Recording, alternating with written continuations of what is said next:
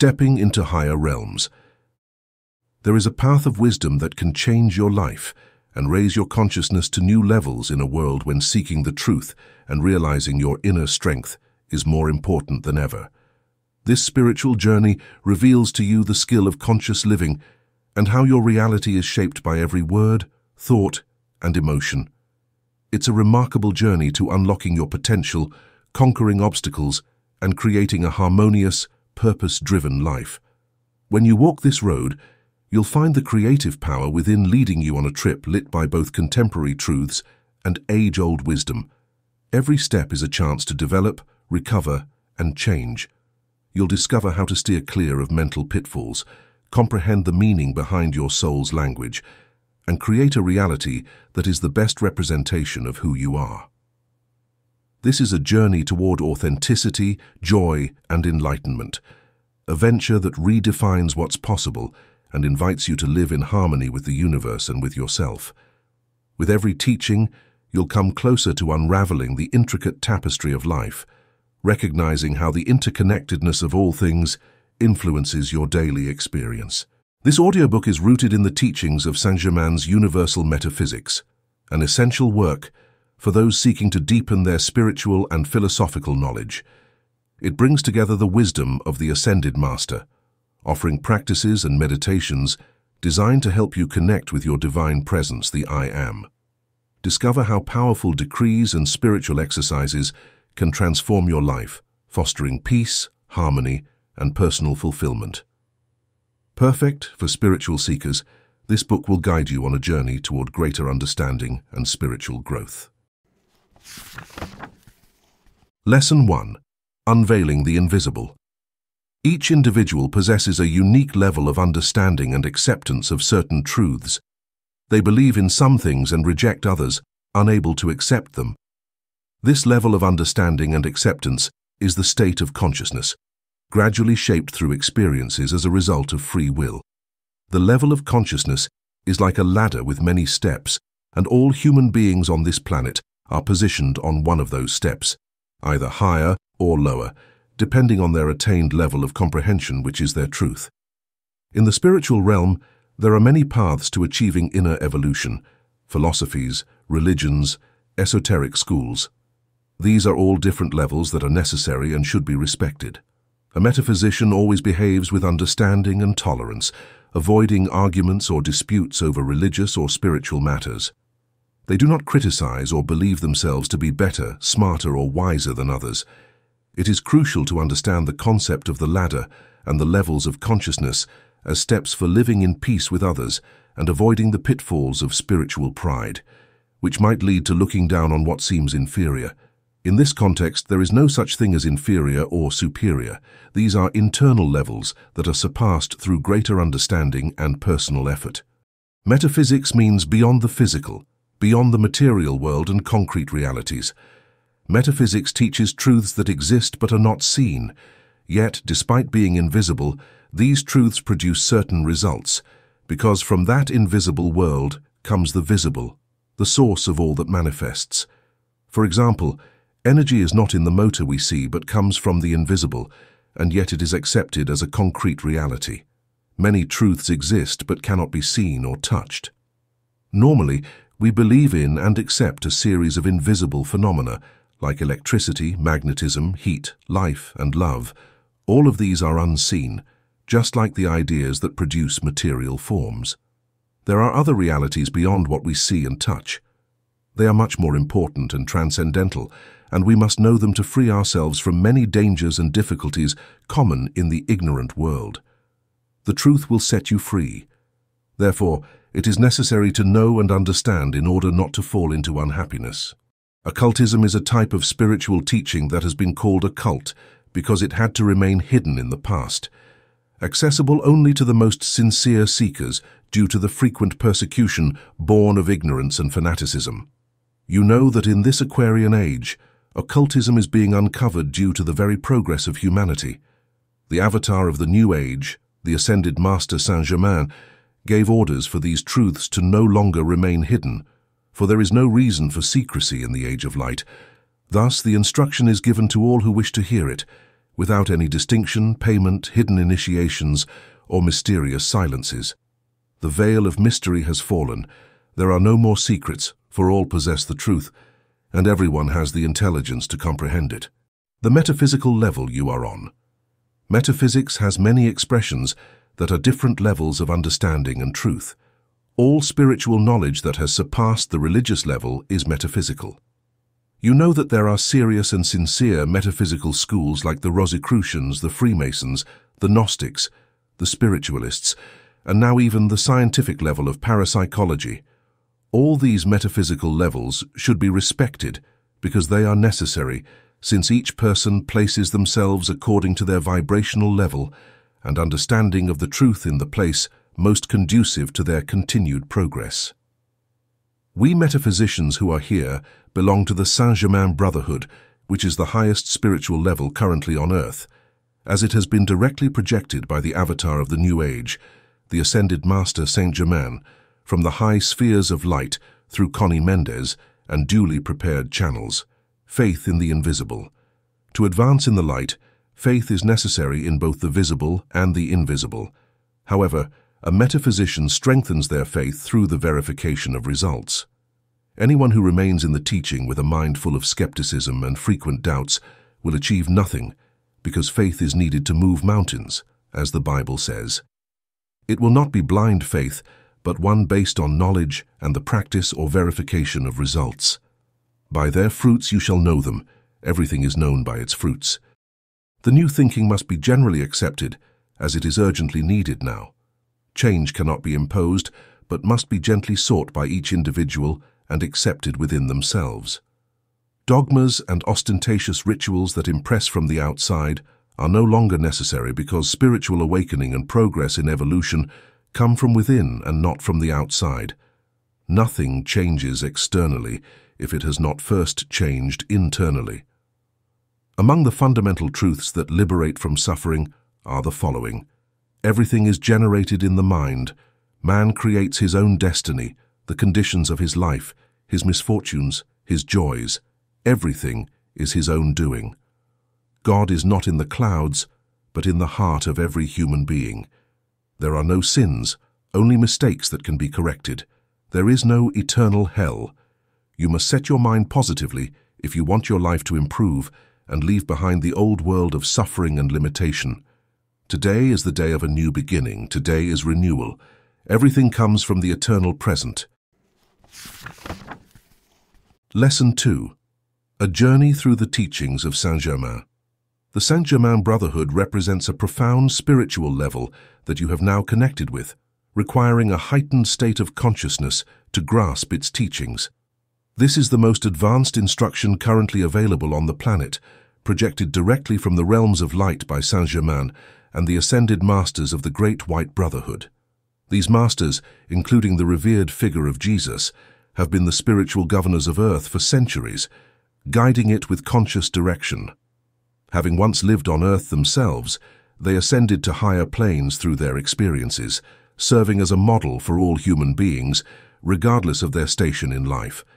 Today, these masters no longer take on physical form due to the laws of evolution, yet they continue to serve and guide from above with unwavering love.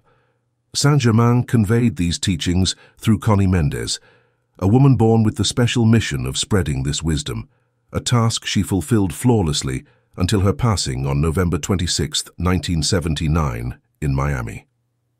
Her legacy endures in Venezuela, where her work has had a profound impact, and her writings have been disseminated globally. Conny was not only a teacher, but also a composer, writer, artist, and a beacon of light who dedicated her life to making these spiritual truths accessible to all. Conny's approach was to demystify occult knowledge, expressing these truths in simple terms that anyone could understand and apply in daily life. She founded the Saint Germain Brotherhood spiritually in 1945 in Caracas, a legacy that continues to thrive, preparing the planet for the significant changes ahead and uplifting as many people as possible. This new phase of growth and expansion has already borne remarkable fruit, with teachings offered freely through talks, bulletins, books, and songs. The instructors work selflessly, with no desire for profit, and the teachings are shared without the need for rituals, ceremonies, or any formal obligations. Participation is voluntary, driven solely by the individual's inner calling. The Saint Germain Brotherhood honors all levels of consciousness and refrains from engaging in conflicts or disputes, especially on matters of spirituality. Students are regarded as disciples of the light, entirely separate from practices like spiritism, witchcraft, or black magic. The Brotherhood is not a religion, rather, it is a spiritual community based in Caracas, where students of metaphysics elevate their consciousness, improve their lives, and free themselves from past burdens, primarily through the consistent application of the law of mentalism, which teaches that everything originates and is created in the mind. The teachings of the Brotherhood are practical yet profound, focusing on individual transformation as the key to broader change. Becoming a member requires no formalities, no registrations, fees, or identification cards, only a genuine interest in the teachings and regular attendance at the freely offered lectures. The only true commitment is to your inner divine self, which has guided you to this level of truth and understanding, shaping your willpower to ensure that you do not retreat or abandon your spiritual path. It is crucial to approach this journey with dedication. While there are no strict commitments, certain practices are encouraged: attending classes punctually, regularly applying the teachings in daily life, and remaining vigilant against distractions. Neglect can disrupt your progress, as absences create gaps in understanding and hinder growth. The teachings are gradual, and continuous effort is required to achieve real progress.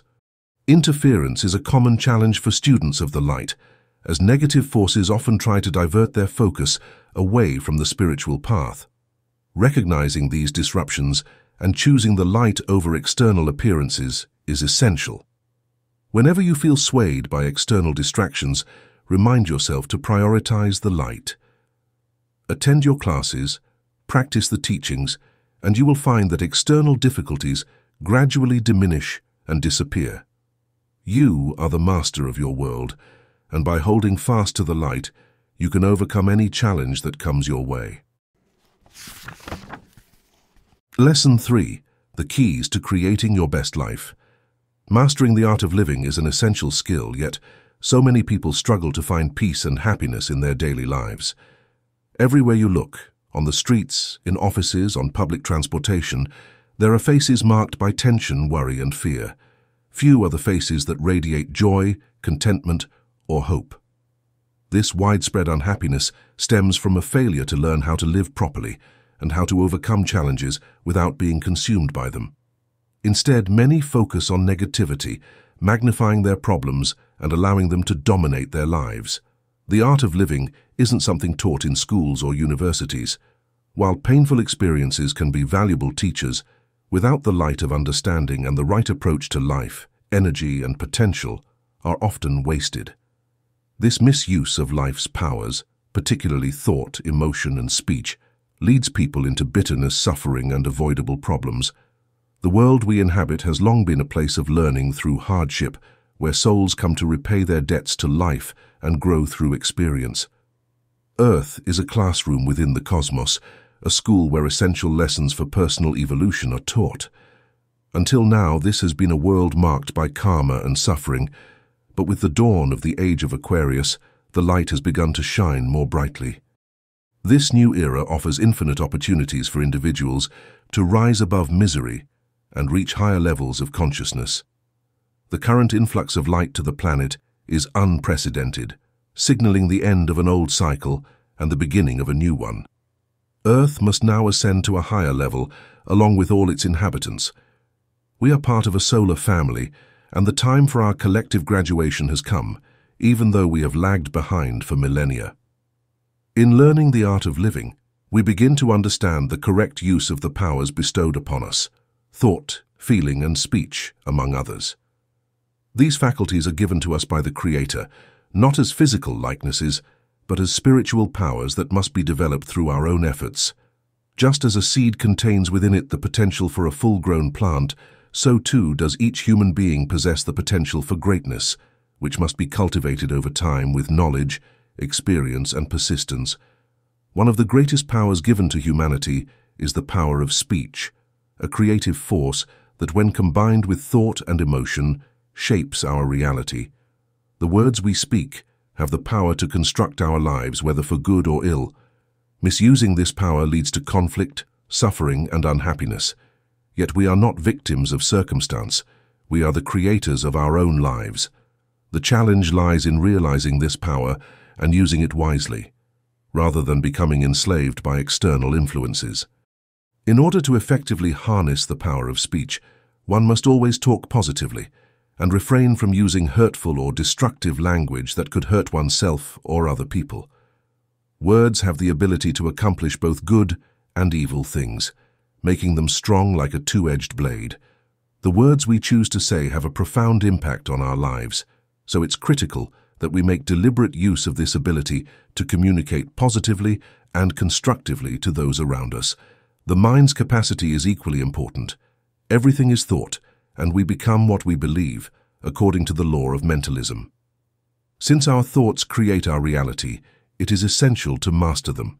We must make sure that the output of the mind is constructive and positive, just as it is a factory that consistently generates real results.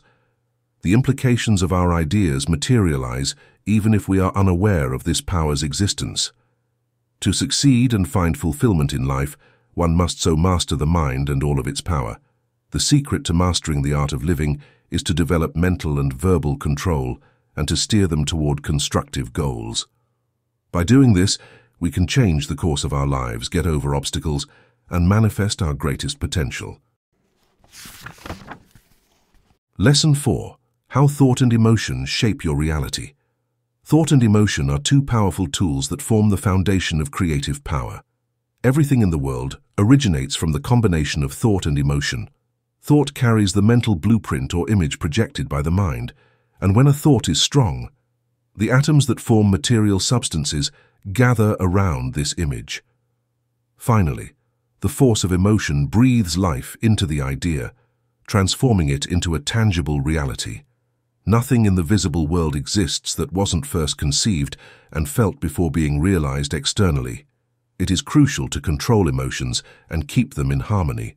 Otherwise, uncontrolled energy can flow through them, causing chaos and destruction to both oneself and others. Negative emotions like anger, revenge, hatred, envy, selfishness, and resentment must be avoided, as they disrupt not only your life, but also the lives of those around you. Every negative emotion generates distress and destruction, leading to separation where love should be. Emotion plays a significant role in manifestation, carrying the greatest potential energy to bring things, good or bad, into reality. Thoughts materialize ideas because they are a dynamic energy capable of bringing things and conditions into existence. Your work, love life, marriage, success or failure in business, physical appearance, health, and economic and social circumstances, all of these have passed through your mind before becoming reality. They have been conceived, accepted, and believed, either in this life or in a previous one. If you don't believe in something or accept it, it can never manifest in your personal world. As you think, so you will be, and so you will live. Your concepts and beliefs about yourself and others have created everything you are and experience. Understanding that you hold this power and knowing how to use it constructively is essential. From this moment, you can begin to build a better life, achieving success and triumph through the proper use of mental power. Thoughts are the cause of everything that exists, and the conditions we experience are the effects or tangible realities in our physical lives. Tomorrow, we will become what we think and believe today. Each person creates their own world through their mind and emotions. The creative mental power is like a bow and arrow, aimed directly at its target. The mind is the bow, thought is the arrow, and emotion is the force that propels the arrow toward its target, leading to materialization and manifestation. When we think, a magnetic current emanates from us, similar to a beam of light that can influence others powerfully and reach great distances without limits. The thoughts of others can have a strong impact, especially when projected with great force, capable of overcoming any resistance from the receiving mind. This applies to convincing others, but if forced, It brings karmic consequences for violating free will. Thoughts are our creations, fulfilling the purpose for which they were made. Positive and negative thoughts differ in their energy and tone. Positive thoughts are light and clear, while negative thoughts are dark and dense, spreading from mind to mind, increasing in power, and creating monstrous entities like hatred, war, materialism, and revenge. People who habitually think negatively emit unpleasant vibrations, inspiring fear and distrust, and attracting similar negative energies. Conversely, positive thoughts create an aura of peace and harmony, making a person pleasant to be around and attracting what they desire. Both positive and negative thoughts return to their creator, amplified by the similar energy they encountered along the way, reinforcing the importance of thinking and speaking positively. Mental and emotional self-control is urgently needed in today's world to prevent further destruction and imbalance. Individuals must make an effort to rise above negative habits and elevate themselves to higher levels of consciousness. This can only be achieved through conscious self-control of thoughts and emotions, disciplining the ego, the outer consciousness. No one can eliminate limitation, misery, or discord from their life until they master their thoughts and emotions. This discipline requires continuous effort because the majority of human thoughts run uncontrolled, yet the rewards are worth every effort as they lead to a positive transformation of life. Human limitations and scarcity, such as financial lack or health issues, often stem from deeply ingrained negative habits of thinking and feeling, which have persisted for a long time. Without harmony and peace in one's emotions, nothing good can be produced in life. To harmonize emotions, one must remain calm, which can be challenging given the impulsive nature of human temperament. Emotional control means controlling energy, releasing it only for constructive, good, and joyful purposes. Self-correction of human weaknesses, vices, and passions is essential for spiritual advancement. Only through mastering the external self, the personality, can one achieve well-being in daily life. The outer self, or personality, must learn to obey the guidance of the higher self, the divine presence within. By the law of free will, you decide who rules your life. The lower self, driven by ego and personality, or the higher self, guided by divine wisdom. Lesson 5. Mastering emotional and mental control. Emotional self-correction is challenging because the turbulence of the senses often stirs intense reactions that make divine energy difficult to manage. Each person on earth has the freedom to choose between the light or the temptations of the material world, with its alluring pleasures and illusions. The easier path is to indulge in passions, as it requires no conscious effort or self-discipline. Yet, it is urgently necessary to correct all habits of thinking, feeling, and speaking.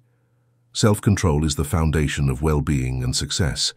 You must not allow your attention to be drawn to disturbing external influences. Instead, remain vigilant and refuse to accept negativity. In everything you do, energy is released, waiting for its expression like a forceful avalanche. If not controlled, it can cause significant problems and conflicts.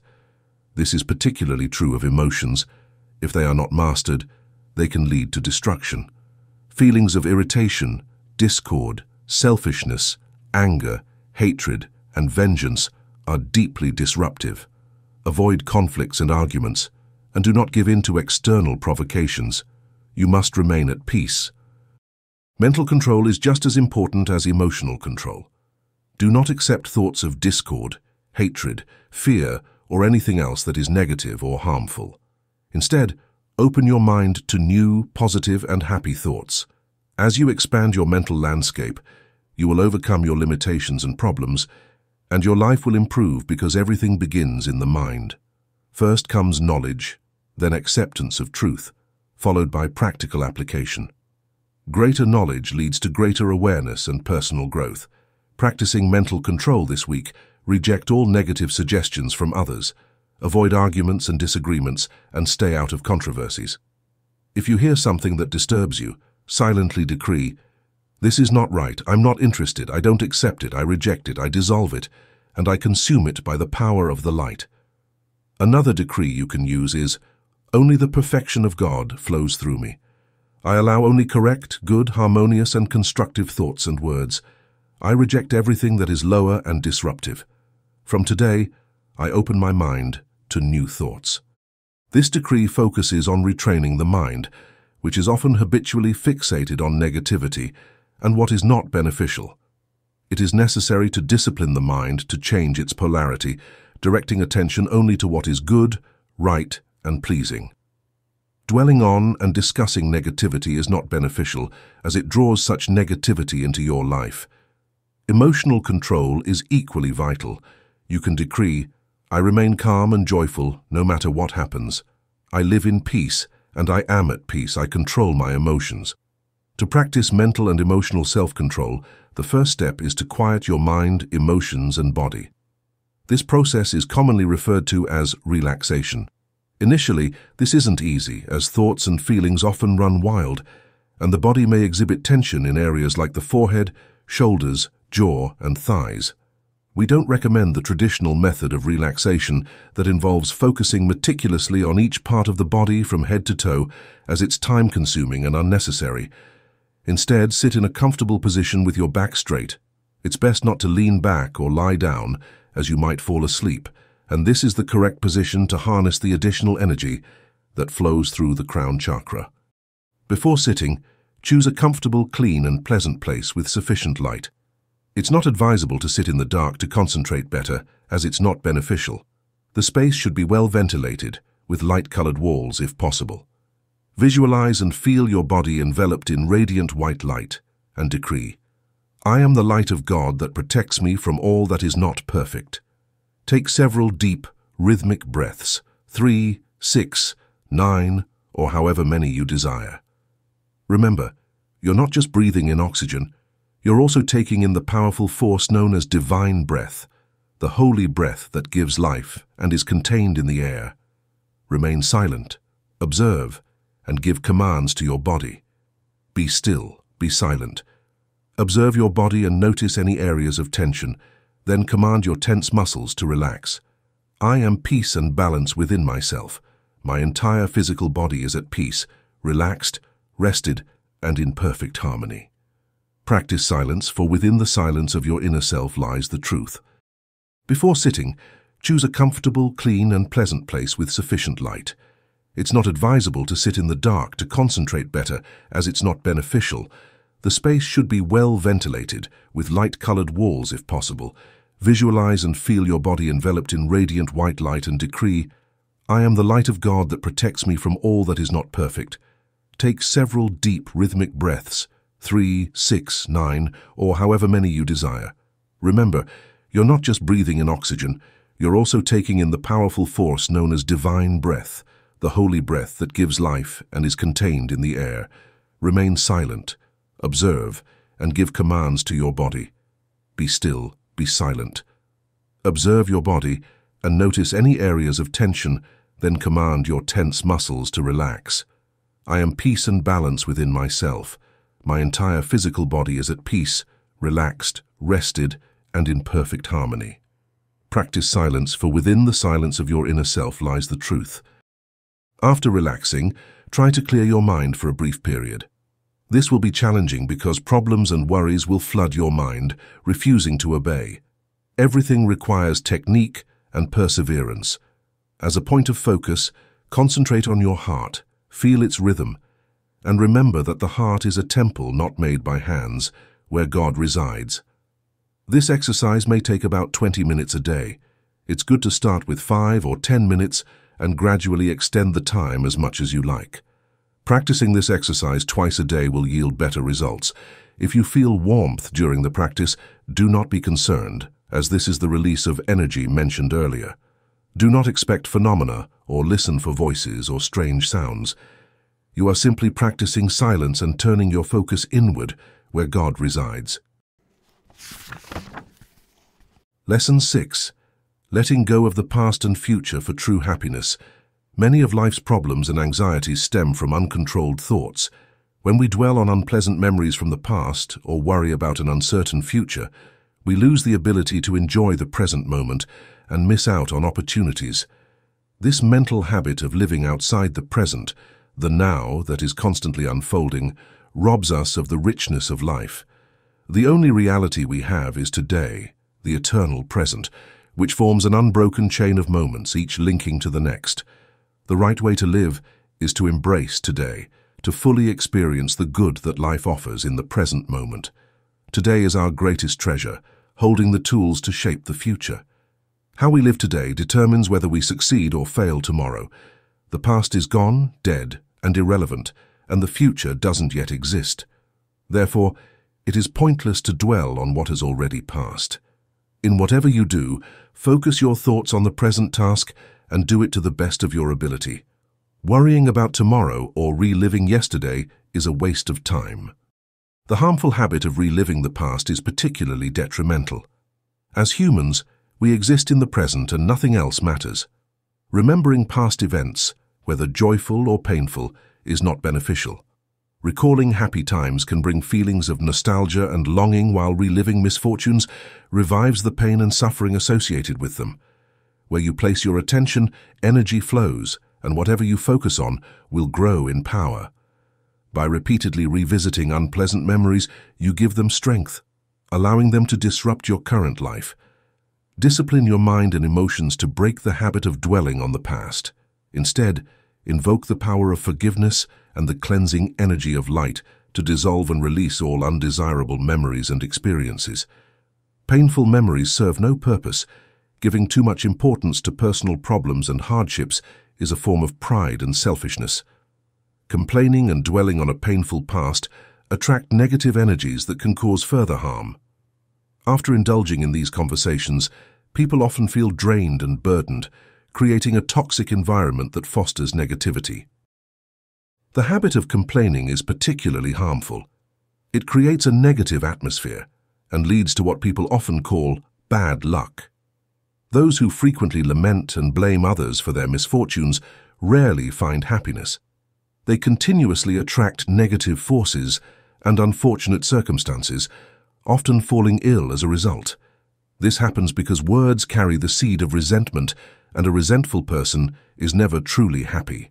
It is essential to free yourself from past memories by ignoring them and refusing to give them attention. Blaming others, whether it be life, governments, or politics, is futile and only breeds more resentment. Complaints and laments about how hard life is, how difficult it has been to succeed, or the irresponsibility of others lead only to personal failure. Another harmful habit is dramatizing situations. Those who exaggerate negative events always focus on the bad, amplifying it to the point of distressing everyone around them. Dramatizers are often pessimistic, fearful, and live in a state of torment. They are a burden to others and are generally avoided because of their negativity. Dramatizers create serious problems in social, family, and work environments. The tendency to generalize, another form of dramatization, is a widespread habit where isolated incidents are blown out of proportion and treated as universal truths. This is evident in common sayings like, "All men are untrustworthy," or "There's never enough money." Dramatizers are often sad, insecure, and lonely, weighed down by the heavy energy of accumulated sadness. Do not torment yourself with thoughts of the future, as this only creates unhappiness and causes you to miss out on the joys of life. The root of this mental attitude is fear and personal insecurity, a lack of spiritual fulfillment that comes from not recognizing the divine presence within us. Without invoking this inner power, we are left with nothing but limitations, suffering, and discomfort. Many people live in fear of the future, worrying about everything from their own mortality to financial security, hoarding resources out of a sense of scarcity. The path to true peace and happiness lies in letting go of the past, embracing the present, and trusting in the divine power within you. Lesson 7. From Suffering to Spiritual Triumph. We are not meant to be mere playthings of fate, tossed around by life's circumstances. Our destiny is not to suffer or endure pain for its own sake. Life is a school for most, teaching us through the lessons of experience, and for the spiritually curious it becomes a university where we seek deeper understanding and wisdom. One truth is certain: We are all here to learn in this cosmic classroom that is Earth. Nothing that happens to us is by chance. There is no such thing as luck, only cause and effect. As we learn and grow each day, we elevate our consciousness, gaining the ability to see beyond the limitations we've imposed on ourselves. Through difficult experiences, we gradually awaken spiritually, shedding the state of unconscious existence. It is not true that we must resign ourselves to pain and suffering, as some religions or misguided beliefs would have us think. God's desire is for us to be happy, healthy, and full of joy, to thrive and live with contentment. The negativity and sorrow in life are products of human ignorance and error. Ignorance leads to the greatest calamities, and without wisdom one feels forced to accept misfortune. But this is not God's will. Wherever you are now, whatever your circumstances, rise up and look toward the heights. That is your destiny, the one God has given you, to reach for the stars. The present moment is where all begins and where all is possible, for time is eternal and limitless. We are not born to suffer. Everything can be improved, regenerated and transformed, just as the body heals and regenerates under medical care. Every human being has an immense capacity for regeneration at any time or place in life, as long as they desire, intend, and strive for it. This is because God resides within your heart, as divine presence and energy, the greatest power in the universe, capable of achieving anything. Know the truth, and it will set you free. Work with this truth, make it your own, lift your will and raise your eyes. You will no longer be defeated or dormant, for within you resides the I Am that has existed for millennia, the name of God, the reason behind all challenges. While we live in this world, we will encounter problems and obstacles because we are on the path to perfection, which is our glorious destiny. Until we align ourselves with the divine plan of perfection that governs the cosmos, suffering will result. No one can align with the divine plan or rise above the lower aspects of life without sufficient wisdom and knowledge of eternal truths, which are the driving force toward the perfection that everyone is entitled to. Thus, as a well-known spiritual principle states, know the truth, and it will set you free. Free from what? From all discomfort, difficulty, and problem. Problems are valuable tools for our perfection, for it is through personal effort that we sculpt our own image and shape our destiny, for better or worse. Nothing happens by accident or as a punishment from God. This is a lie. Everything occurs either to be regenerated if it is negative, or to be strengthened and celebrated if it is positive, and mainly to be overcome through wisdom and experience. Nothing grows without effort, not even plants, which are living beings striving for perfection. Nothing is given to us without effort. Everything must be personally earned through our own hard work, supported by the divine presence within us. We have the freedom to choose, as there is a sacred law respected throughout the cosmos called free will.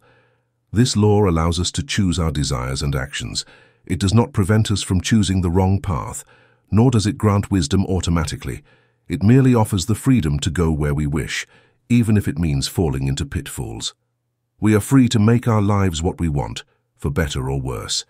This is our sovereign right, and nothing can take it from us. Free will gives us the power to live according to our desires and to choose from the circumstances we encounter. But we must be careful and alert, using our vital energy wisely and responsibly. We will be held accountable for our choices before the karmic tribunal of life.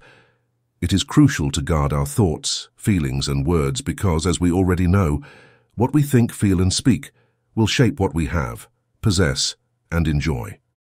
We are not toys of fate. Each of us has the freedom to create our own conditions in life. We are captains of our own ships, not helpless vessels driven aimlessly by a blind force. However, out of ignorance, we often create our destiny recklessly and irresponsibly, scattering our lives with misfortunes and calamities, unaware that we hold the tools of creation in our own hands. We create severe karma that we must repay in future lives, but there is always time to correct our mistakes and make things right within the eternity of life, where everything can be healed. No one is a drop of water pushed by the waves without direction or purpose. That drop of water is part of the vast ocean, and holds within it the living powers of the Divine Father. You are not a leaf drifting in the wind. The power is within you. Use it, but do so consciously, in a good and constructive way. The misuse of power brings disaster, while its proper use brings goodness and joy. Lesson 8. Understanding the body as the instrument of the Spirit. The Spirit, that divine and immortal essence, seeks to express itself in the physical realm with the purpose of evolving and gaining experience. For this reason, it needs a body, the perfect instrument to fulfill its purposes. This body made of flesh is dense and has limited awareness of the higher spiritual dimensions, yet it is wonderfully equipped with everything necessary for this world: a head for thinking, hands for doing, feet for walking, eyes for seeing, and a heart for feeling. Nothing is missing in this remarkable machine, driven by the divine energy that is life itself. Well-tuned and resilient, it withstands the challenges of existence with strength and power. Like any tool or machine, the body requires care, nourishment, and cleanliness. Mistreatment, excess, and neglect lead to its deterioration, ultimately resulting in what we call death. Overindulgence weakens the body, filling it with undesirable habits. It is essential to use this instrument wisely, for we will be held accountable for how we treat it when we face the karmic tribunal. The body must be refined, educated, and improved to function effectively and achieve the highest purposes. The physical form is like the clothing that covers and wraps the thinking being within. Just as no one walks naked in the streets, the eternal entity must be clothed to manifest properly. When this garment becomes old, dirty, and worn from misuse, it is discarded, and the supreme energy, infinite intelligence, abandons the flesh, for it is no longer useful. The entity moves on to higher dimensions to continue its existence, though those left behind on earth mistakenly believe the individual has died. This is far from the truth. It is a mistake to mourn over graves and visit cemeteries with sorrow, believing our loved ones are buried beneath the earth. What lies there is merely an old, discarded garment, slowly disintegrating. The eternal spirit has moved on. The body is like a vehicle, a means of transportation from one place to another. Just as we need to move and change our surroundings, because nothing is static, the body, with its density, cannot fly and must walk the earth, equipped with legs and feet. The supreme intelligent energy, the thinking being, uses the body to move, but this is not the only vehicle at its disposal.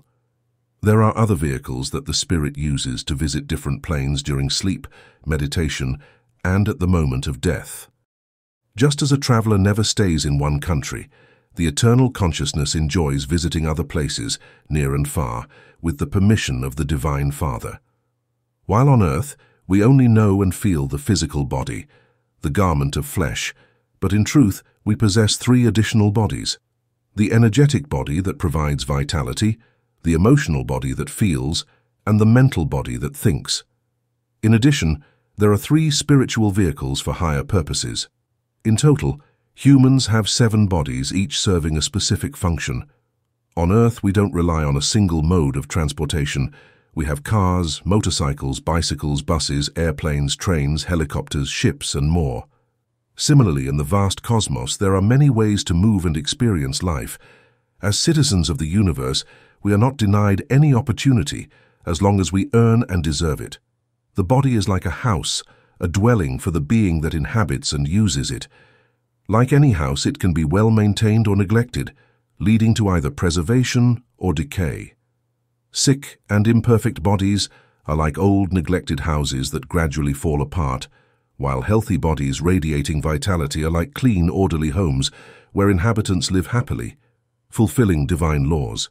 The body is like a child that needs education, discipline, praise, attention, and love. Nothing is more obedient or disciplined than the physical body, depending on how it is treated. The indulgences it is allowed, the bad habits it is taught, and the errors and abuses it suffers shape its behavior. A bad habit results from a wrong imposition or excessive indulgence. Initially, the body resists, for within it lies the wisdom of what is right. But if the individual persists, the body eventually submits, adopting the behavior as routine and difficult to break. Understand that the physical body is the most obedient of all, and most subject to human will, whether for good or ill. As the temple of the living God, the body should be respected, revered, and cared for. It should be kept clean and maintained in the best condition. It is wrong to degrade the body with indignities, just as one should not enter a temple with a dirty mind or evil intentions. One should not debase the body with low passions, quarrels, or discord, for this is like filling one's home with garbage or inviting undesirable guests into it. Do not overwork your body or exhaust it beyond its limits. Do not cause it to fall ill, for this creates karmic debts that will need to be paid in future lives. For example, those who neglect their bodies, weakening them with poor practices and inadequate nourishment, will face illness in the next life. Excessive exercise that exhausts the body does not align with divine laws. Engage in physical activities moderately, without overextending your energy. It is essential to care for your body properly and use it wisely, for it is the vessel through which the divine spirit expresses itself in this world. Lesson 9. The Art of Spiritual Transmutation. Transmutation is the process of changing from one state to another, from the old and flawed to the refreshed and refined. To give a few examples, consider the following. Beauty is the transmutation of ugliness. Money is the transmutation of poverty, and health is the transmutation of illness. Anything bad can be transformed into something good. This procedure turns into a kind of divine alchemy, a potent cleansing that puts life back in balance and releases it from the flaws and disruptions that the human mind, both individually and collectively, causes. It is necessary to transform all of the previous mistakes that gave rise to the issues and conflicts of the present. Transmutation is the process of dissolving imperfection. The violet consuming flame is especially useful in this regard. The Ascended Master Saint Germain has given this potent, dissolving energy to earth from the realms of light in order to free our world from suffering and sadness. We are able to use this energy for our own growth and well-being. To survive and be in harmony with the great cosmic rule of perfection, humanity must undergo both individual and societal purification. The laws of cause and effect, or karma, ultimately destroy anything that consistently strays from this cosmic law, because it is incompatible with the divine design of perfection that underlies the universe. As the new era's avatar, Saint Germain is in charge of determining Earth's fate during the next 2 millennia. That's the reason he summoned the potent violet flame, which is simple to call upon and yields amazing effects. It burns away negativity and consumes all that is not pure and perfect. It also destroys errors, restrictions, and conflict. Nobody can be freed from the never-ending cycle of rebirth or achieve emancipation on this planet without the violet flame. Though some people have the gift of seeing, the violet flame is invisible to the physical senses and functions like lightning from the fourth dimension. Today's world is elevated and filled with optimism thanks to transmutation. It transforms whatever it comes into contact with instantly, much like fire. A decree of transmutation can be spoken as follows. In the name of God, I invoke the mighty violet flame, purifier and transformer. I surround myself with its radiant energy, allowing its great power to transmute my life into good and perfection. I invoke the law of forgiveness for all errors I have committed in the past and present. I give thanks. Blessings are powerful too. When you bless something, you increase and manifest what you desire or need. Just as Jesus blessed 5 loaves and fed 5,000 people because of his immense awareness of goodness, so too can you bless anything you wish to see grow. Bless the good in every situation and watch it manifest. Blessing means speaking well, thinking positively, and bringing good into existence. Everything that is blessed grows, increases, and multiplies. If something is wrong, blessing it helps to set it right. Blessings generate high-frequency energy, while curses produce dark, destructive energy.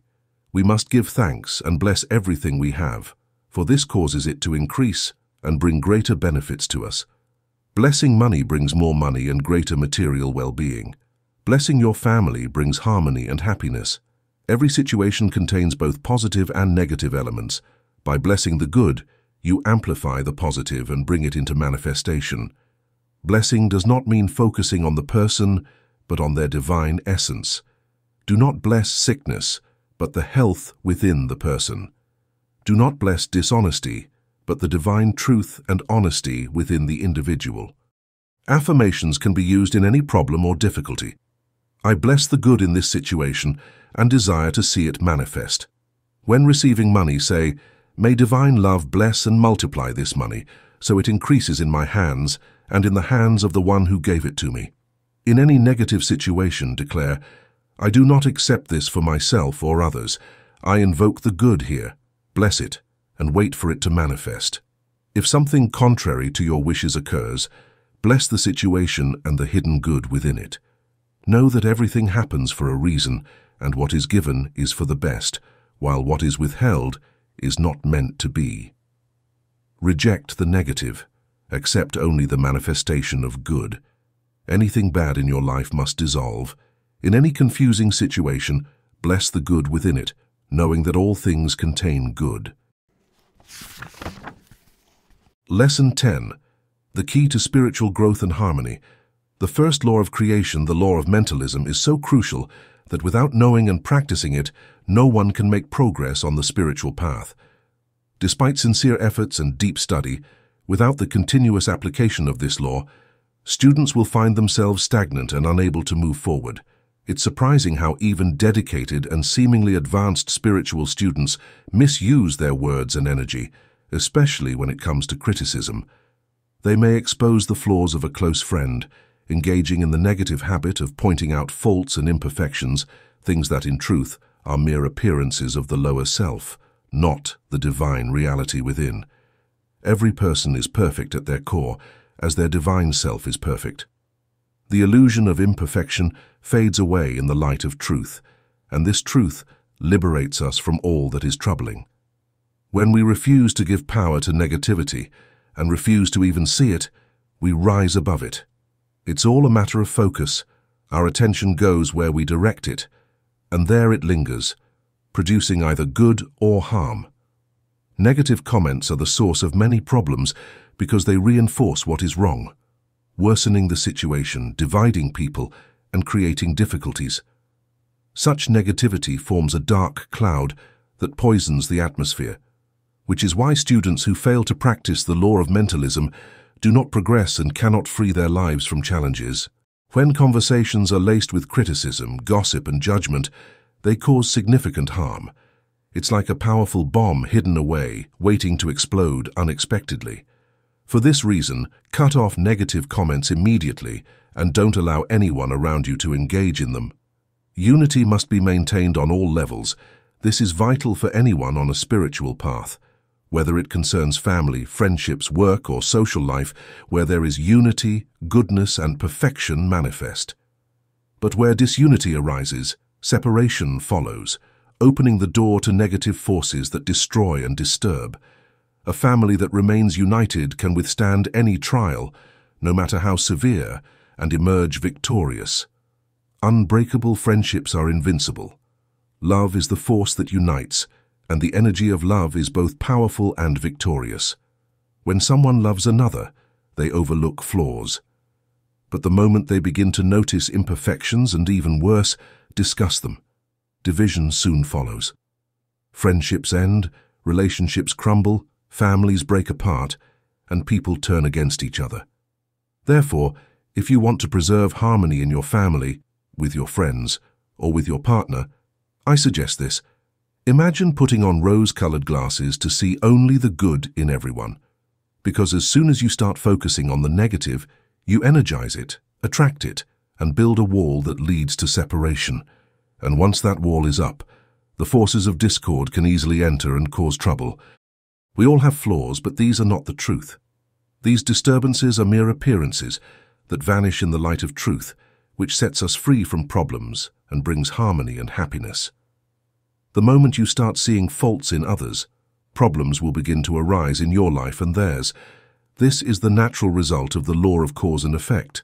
By focusing on the negative, you unconsciously allow yourself to be drawn into it. When you notice someone's faults and then discuss them with others, you're not helping. You're actually making it harder for that person to overcome their challenges by sending them negative energy, which only strengthens the problem. Always look for the good and perfection in everything. This is a key spiritual principle that yields remarkable results. It calms the mind and lightens life. Those who focus on the good, regardless of what the eyes may see, are sowing seeds for a positive future. However, you must stay vigilant because our eyes are often drawn to what is wrong, to what doesn't harmonize, a deeply ingrained habit. As Conny Méndez says, look for the good and it will be given to you, because you attract what you focus on. But if you fixate on the negative, you'll draw that into your life as well, and it will stick to you, growing even larger. Attention is like a magnifying glass. When you focus it on something, it intensifies whatever is there, just as a magnifying glass can concentrate sunlight on dry grass and start a fire. Everything appears larger under a magnifying glass, and the same happens when you focus on the flaws and negatives. They grow and become more problematic. Control the power of your attention and never let it wander aimlessly. Remember, attention is a great power, and you must always use it wisely. It's never too late to correct your course. As Jesus said, do not be disheartened by apparent setbacks, and do not allow negative energies to attack you. Stand firm, ever vigilant. Remember that when you align with truth, everything is transmuted and you emerge renewed. And when mistakes happen, they can always be rectified and corrected. Lesson 11. Transmuting resentment for spiritual growth. Resentment is a deeply unfortunate state, harming the person who harbors it more than anyone else. According to the law of return, everything we project outward from within eventually comes back to us, magnified, feeding on similar thoughts and returning to the mind and body, poisoning the very temple of our being. No one who harbors resentment against another person, situation, or place can live in peace. It saps joy, drains enthusiasm for life, and often manifests in unexpected physical ailments that are difficult to control. Resentment sours life, ages it prematurely, and breeds illness. Inside, it festers like a wasp's nest, ready to burst forth in unpleasant ways. All resentment must be transmuted, whether it's directed at people, circumstances, or things. Without this purification, no one can make spiritual progress. Resentment is paralyzing, keeping us stuck, because it's a lesser form of hatred, devoid of love, filled with judgment and condemnation. Those who judge others harshly lack understanding, tolerance, and love. Like a wasp's nest that can invade and attack, resentment must be rooted out completely, which can only be achieved through thorough transmutation. Some individuals may achieve material success while harboring resentment, but inside, they are bitter and unfulfilled, their spiritual life stunted. Just as a room filled with black smoke becomes dark and oppressive, so too does a person's spirit when resentment is allowed to fester.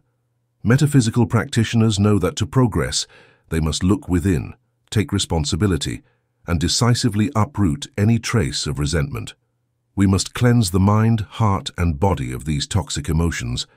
We cannot advance on the path of light if we do not rid ourselves of the resentments that dwell within. This requires firm, determined, and persistent effort until the root cause, core, record, and memory of such conditions are eradicated. Anyone who seeks to improve their life must eliminate all resentment from their heart and transmute any hidden grudges with the violet flame. Otherwise, even if they achieve material wealth, their life will become a disaster. It is crucial to understand and to forgive ourselves and everything that requires our forgiveness. There are vast clouds of resentment in the atmosphere, accumulated from human thoughts and emotions, spreading from mind to mind. But those who understand the laws of metaphysics and are well-trained have nothing to fear.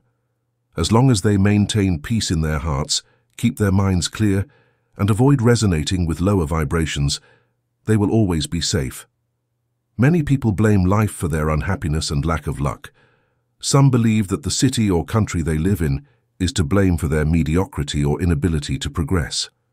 Others blame their jobs, bosses, or colleagues for their troubles, even going so far as to hold objects or material possessions responsible for their personal misfortunes. This mindset is a grave mistake.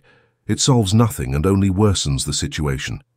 It's essential to recognize that each individual is solely responsible for their own problems and difficulties, rooted in their errors, misconceptions, and misguided beliefs. People who harbor such resentment are unlikely to prosper, as their hearts are poisoned by the very feelings that hold them back. Every individual should be grateful for the many opportunities and blessings life offers. Blaming life for one's struggles and viewing it as a karmic burden will never lead to happiness.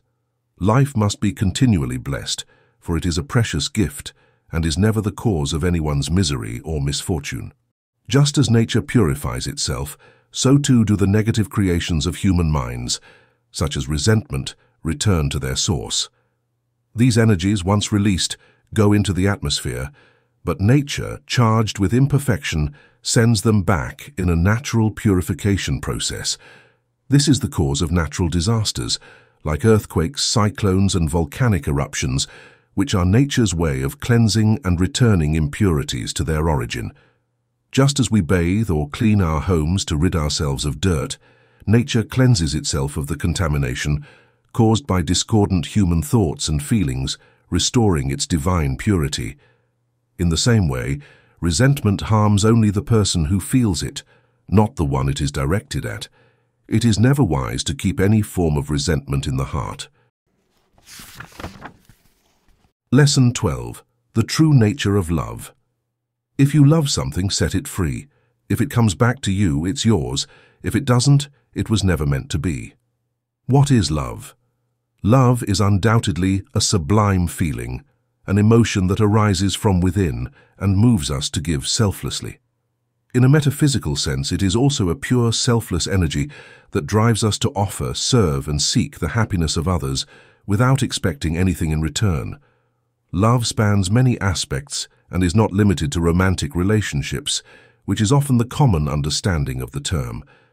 What we often consider as love in this world is merely the outermost layer, the surface of a much deeper and more profound principle that every human being must strive to fully embody.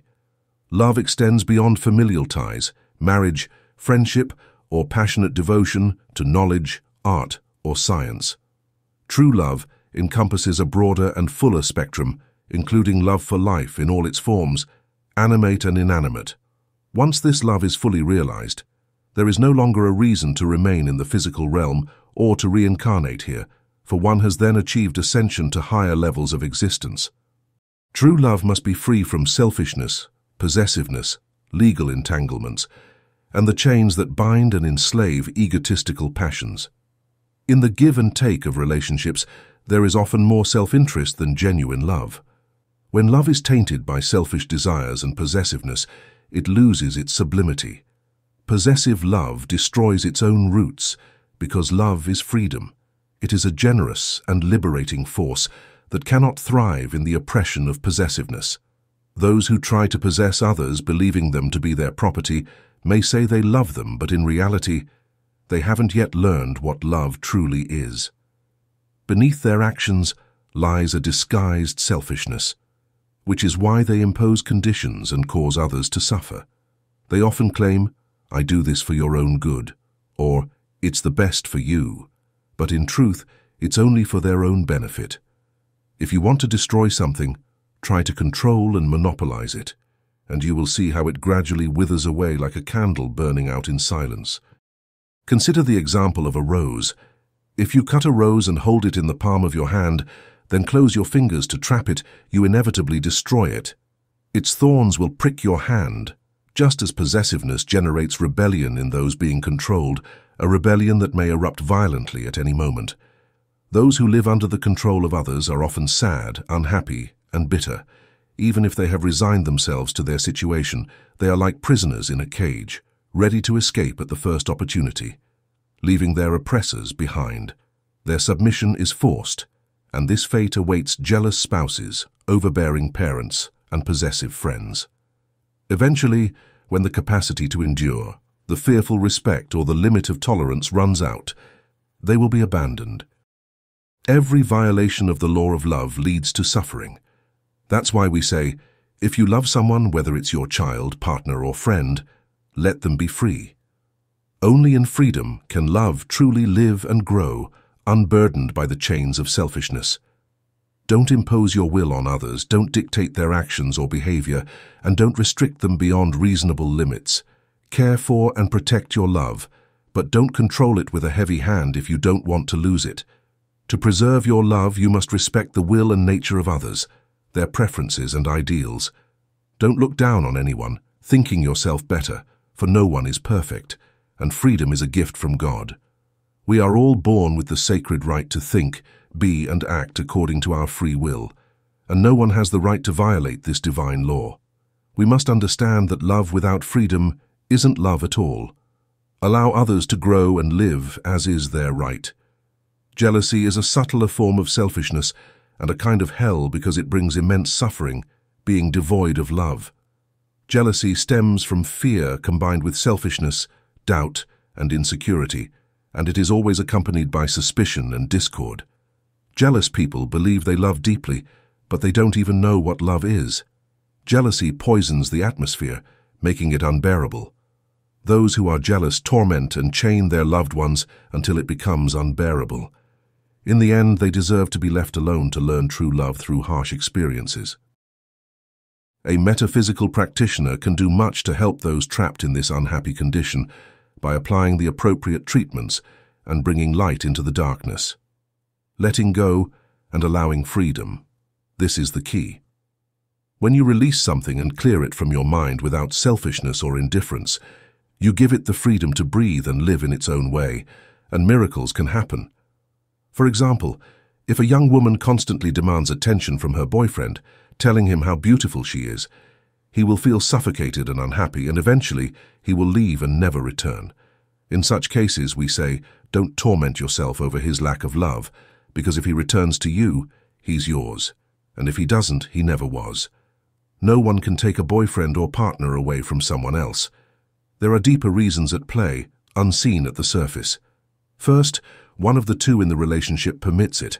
Second, the one who left was just passing through and wasn't meant to stay in your life. Everyone follows their own path, and there are just laws governing this, even if it seems otherwise. Love extends to all creation. It is not a limited, exclusive emotion. It's a mistake to think that love is only the passionate infatuation between a couple. You can love many things: life, money, work, art, music, power, your country, a cat, a dog, a friend.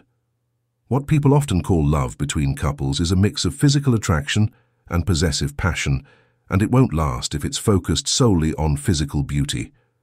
What endures is the union of souls, not bodies. All of creation deserves love and respect, animals, plants, humans, without distinction of race or color. Reverence for life is a sacred law. The color of love is pink, and it radiates from the heart, where its strength and power originate. Lesson 13. Breaking free from fear. Fear is the biggest threat to humanity. You'll enjoy greater health and harmony the less dread you carry. On the other hand, more bad things will come your way if you let more fear into your life. Overcoming fear is the most crucial thing humanity needs to do. You can no longer be affected by a circumstance when you are fearless, but it's crucial to keep in mind that dread frequently exists subconsciously, unseen to us. The happiness and calm you experience in a given circumstance are the best indicators that you have conquered fear in that particular circumstance. It's important to keep in mind that fear is a fake. You may observe how rapidly it crumbles if you tear it apart. An amazing thing happened in the Netherlands a long time ago. A traveling circus experienced a lion escape. A generous woman was nearby, stitching while she sat by an open window. The lion darted out of the window, sprinted past her in an instant, and dashed down the corridor into a little space beneath the stairs. The shocked woman was incensed at the muddy footprints the animal left on her shining flooring, thinking it was a donkey. Following it, she discovered it hiding in the closet, tucked in between her mop and brooms. She then struck the beast with a broomstick. The woman slapped the lion even harder, her anger growing as the shivering animal cowered deeper into the closet. 4 soldiers wearing chainmail and carrying rifles arrived at that very moment. When they caught the lion, it gently gave up, glad to be free of that dreadful woman's anger. The woman fainted and was sick for several days after discovering that she had been thrashing a lion. This tale is a wonderful example of how fear can be discouraging. When she thought the animal was a donkey, she had total control over the situation, and the lion was afraid of her since it thought she was a strong force. But even though she was secure now, the ingrained anxiety came back as she recognized what she had done wrong. This response was influenced by a deep-rooted fear culture. Everything else in your life will fall into place if you can overcome your fear by concentrating all of your energy on doing so. Realizing the presence of God within you and the steadfast, mighty love of the divine, which, when called upon, constantly shields you from harm or danger, is the first step toward conquering fear. You need to turn this understanding into a reality. Fear is driven away and neutralized by love. According to the Bible, perfect love casts out fear, but there is no fear in love. Fear makes mistakes and draws issues into your life. Fear gives things power and draws it into your reality, so when you fear something, you will see it materialize. Fear draws what it is afraid of, as the Bible states in verse John 4:18. He who fears has not been made perfect in love. This is also true according to metaphysical practitioners. Anything you dread will come upon you. If you fear being robbed, you will be robbed. This law is unbreakable, like a magnet. The best cure is to give up fear. Fear has no place in your life, therefore conquer it. Lesson 14. Letting go of regret. When faced with a decision, you must do everything in your power at that moment to fulfill your duty. If, later on, it turns out that you made a mistake, you are not to blame, because no one can do more than what they are capable of at any given time. Even the wisest person in the world can only act based on what they understand and believe they can do. Therefore, dwelling on past mistakes made in good faith is foolish. That inner remorse steals your peace and causes deep internal harm.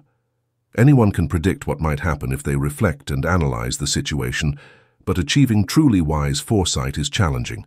What matters most is doing the best you can with what you know and believe at the time. Here's some advice. Do your best considering all the circumstances, and then let go of any worries. Metaphysical students, of course, always seek guidance from their divine presence before making critical decisions. They ask their inner Christ for guidance to avoid mistakes. If they follow their intuition, the outcome will be favorable. You must have unwavering faith in what you ask for or claim, because without the faith that moves mountains, nothing will manifest in your daily life. Living with the burden of regret is a heavy load that saddens, ages, and disrupts the harmony within. When someone does something wrong and causes suffering to others, it leaves a deep sense of guilt, which only grows as time passes because the situation seems irreversible. However, everything always has a solution. If you have reached this level of metaphysical understanding and know the truth about remorse, then you can dissolve it and continue evolving. In any circumstance that might lead to regret, don't allow it to take hold. Don't keep reminding yourself of what you did wrong or how you could have done better. Once something is done, it's in the past and should be forgotten. Ease your conscience by telling yourself, I did the best I could and acted according to my level of understanding at the time. I'm closing this chapter and starting anew. Lesson 15. Embracing challenges as opportunities. Success lies in overcoming difficulties. Everyone who has achieved something significant has done so by facing and surmounting obstacles. When there are no challenges to overcome, reaching your destination is easy, but that's not true success. There was a time when establishing a telegraph line from New York to Boston was fraught with difficulties, yet later it became routine. However, laying the transatlantic cable was once considered a monumental achievement because of the challenges involved. Eventually, those problems were also solved. No matter how severe personal challenges may seem, they can be overcome with calm, persistent spiritual practice and appropriate action. If you encounter an obstacle on your path to success, don't accept it as defeat. Use it as a stepping stone to your success. Take H.G. Wells, for example. Poor health forced him to quit a low-paying job, which left him at home with nothing to do but write. This turned out to be the start of his career as a world-renowned author. Thomas Edison became deaf, but saw it as a way to focus more intently on his inventions. Theodore Roosevelt, a sickly child, was advised to live a sheltered life, but instead, he built his strength and became the robust man who would later serve as President of the United States. Gilbert wrote the operetta HMS Pinafore while bedridden with agonizing pain. A famous London fashion house was founded by a woman who had never been in business and had no qualifications, only good taste in clothes and faith in prayer. She faced the challenge of supporting her husband, who was suffering from tuberculosis, and their 2 children. Today, she is wealthy and famous. She once thought, "I wish I could sell the kind of dresses I've never been able to afford." No matter what difficulty you face, make the most of it. The problem may seem insurmountable, but with spiritual treatment and brave determination, it can be overcome. Problems are signposts on the road to God. Being dynamic, what does it mean? Many aspire to be seen as dynamic, but often they don't fully understand what that means. Some think it involves being aggressive, loud, or pompous. Others believe it's about attracting attention and standing out somehow. But none of this is the truth. A dynamic person is someone who does something to change the world or who changes themselves. The scale of their work may not be grand, but the world is a little different because they lived and acted in it. That's what it means to be dynamic. Those who are dynamic always take action to change the world and the people in it. This is evident in the lives of many famous figures who altered the course of history, people like Napoleon, Washington, St. Paul, and Bolivar. Yet there are also many men and women whose contributions are less known, but who, in their own way, have made a difference. If you accomplish something, no matter how big or small, you are dynamic, and you contribute to making the world different because you were here. If you only pretend to do something, talking about it, moving from place to place, but failing to change yourself or others, then you aren't truly dynamic. You're just playing a role without conviction. A dynamic person does something new and better. Someone who makes 2 grains of wheat grow where only 1 grew before. Someone who builds a business that serves the public or creates jobs for others.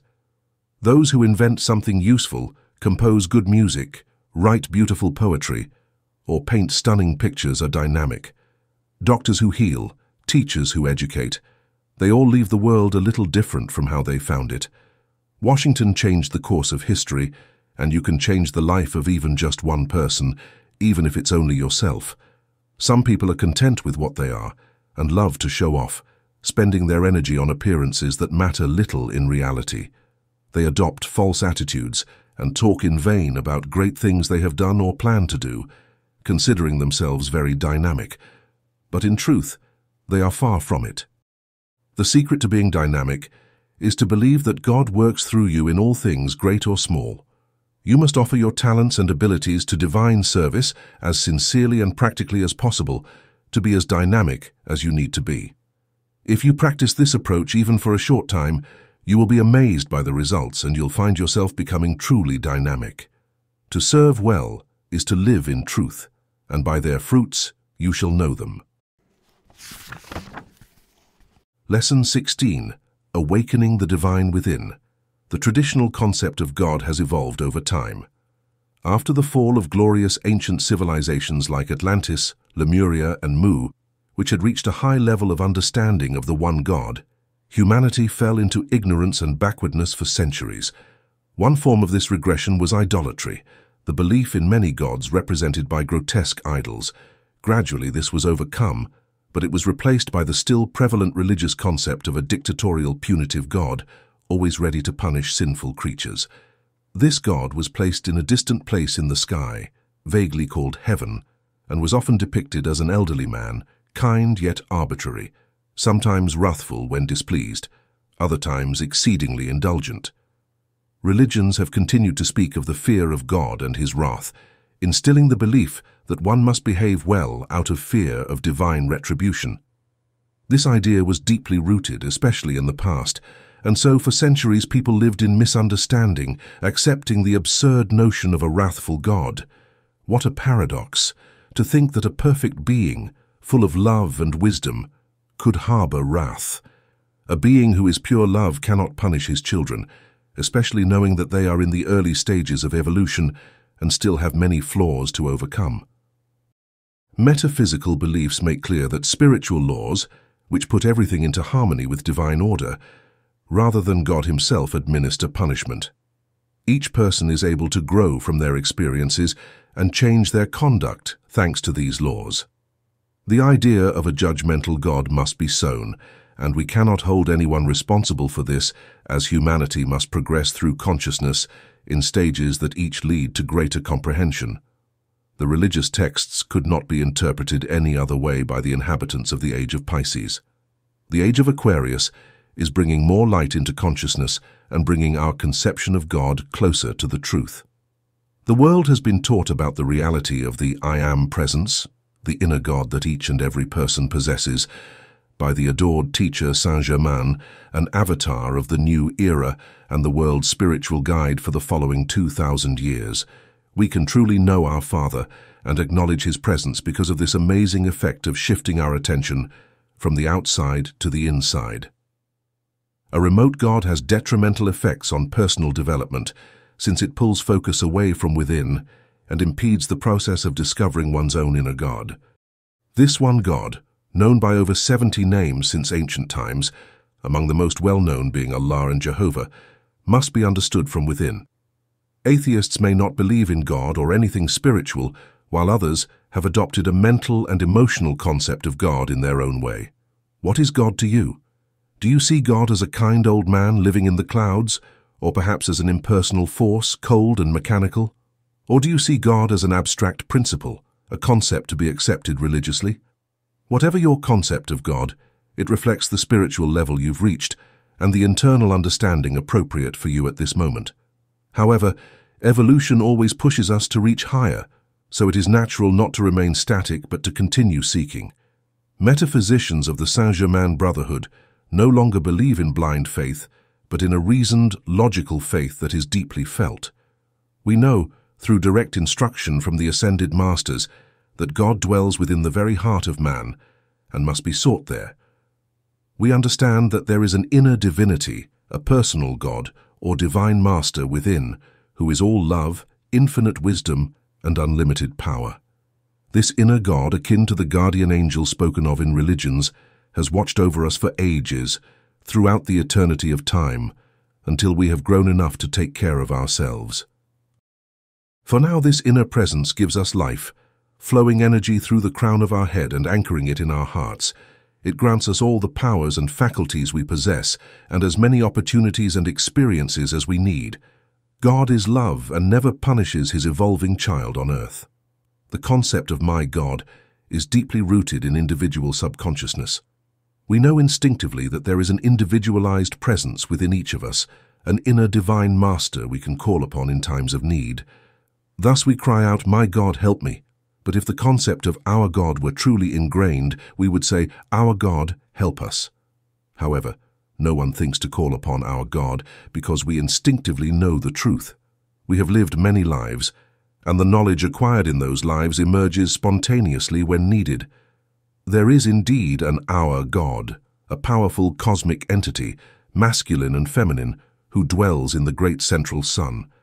This divine intelligence governs all systems and worlds under its command. The I Am presence, the inner master or God within each human, is also our Father, and is identified with the Christ who dwells in the heart of man, united in power and glory. Just as a king delegates tasks to his prime minister to handle matters on the ground, where he cannot go due to his high status, both the king and the minister work in perfect harmony and are united in their governance. Nothing is impossible for the all-powerful heavenly presence, our personal Father. He bestows all of his qualities and powers on man because of his unending love for his incarnated offspring, yet man must work for these benefits. Perfection appears when one struggles and calls the divine presence into action. All obstacles and appearances disappear. The law of free will demands that the divine presence be called upon or activated. Every human has a unique presence, but even in the face of extreme hardship and suffering, the divine presence will not intervene if the individual does not acknowledge it or actively summon it. Ask, and you shall receive. Seek, and you shall find. Knock, and the door shall be opened, is a clear legal statement. Nobody will get anything if they don't ask or look for it. Jesus declared, "The Father within me does his works. I am powerless to do anything on my own." Given that the Father is the ultimate authority, this remark unequivocally demonstrates that man is but a tool. In order to progress spiritually, we need to learn to submit to the almighty inner force. The love of the Father meets all of our needs, keeps us safe during dangerous situations, gives us the ability to comprehend and forgive, and is the source of all intellect. One must first learn to comply with the human portion, or lower self, in order to display the model of perfection for which we were born, before one may inherit the powers of the Father and attain mastery over external conditions. Obedience to the inner God must be steadfast and sincere until the shell of the human ego is broken, and we realize that we have no power apart from the Father. Then we decide to serve our inner master, through whom we live and breathe. When and how should we obey?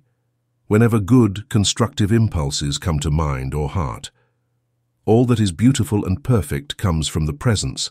All that is destructive, conflicted, and negative comes from the lower self, the human personality that is always puffed up with vanity, and believes it knows everything and is self-sufficient. Following the impulses of the heart, not always the intellect, is also obedience. One must maintain conscious contact with the Father to gain strength, wisdom, health, and inspiration at the right moments. This can be achieved through frequent contemplation and meditation, by consciously worshipping the supreme source of life and expressing gratitude for the gifts received. Human beings are self-sufficient streams of life, constantly receiving energy from the divine presence. This energy descends and flows uninterruptedly, a ray of golden light entering through the head and anchoring in the heart. It is under man's control, although he may not be aware of it. This mighty life stream is available every second, used at all times, whether awake or asleep. Only when man misuses this energy and power, and his body temple deteriorates beyond usefulness, does the divine presence withdraw the life stream, causing the physical body to disintegrate and die. In truth, the only thing that dies in a human is the body. The energy continues to flow in the other vehicles the person possesses, and life goes on in higher planes. The creative phrase "I am" has tremendous power because it commands energy to act for good or ill, positively or negatively. Therefore, one must be very careful when speaking and thinking. The "I am" decrees are extremely powerful. After receiving energy through the crown chakra, the individual qualifies it with the mental "I am" through concepts, ideas, and words, and the energy immediately acts to fulfill the command. Whether aware of it or not, humans are creators, and the mental command is always obeyed. Therefore, be mindful of what you say and think. Don't issue commands that will lead to calamities simply by speaking them. Don't let your thoughts run unchecked because it's not in your best interest. After thinking and speaking, the energy rushes to fulfill the order. Positive decrees are a blessing, but negative ones destroy and cause suffering, conflicts, and numerous problems. When you say, "I am," you open the door to all that is beautiful and perfect. But when you say, "I am not," you close the door and shut out all hope. Man has the power to command, and this is called the power of the word. The personal or human self possesses nothing of its own.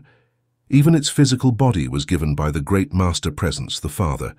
It doesn't matter if the gifts of life are misused. There is only one source of all good, and that is the individualized presence.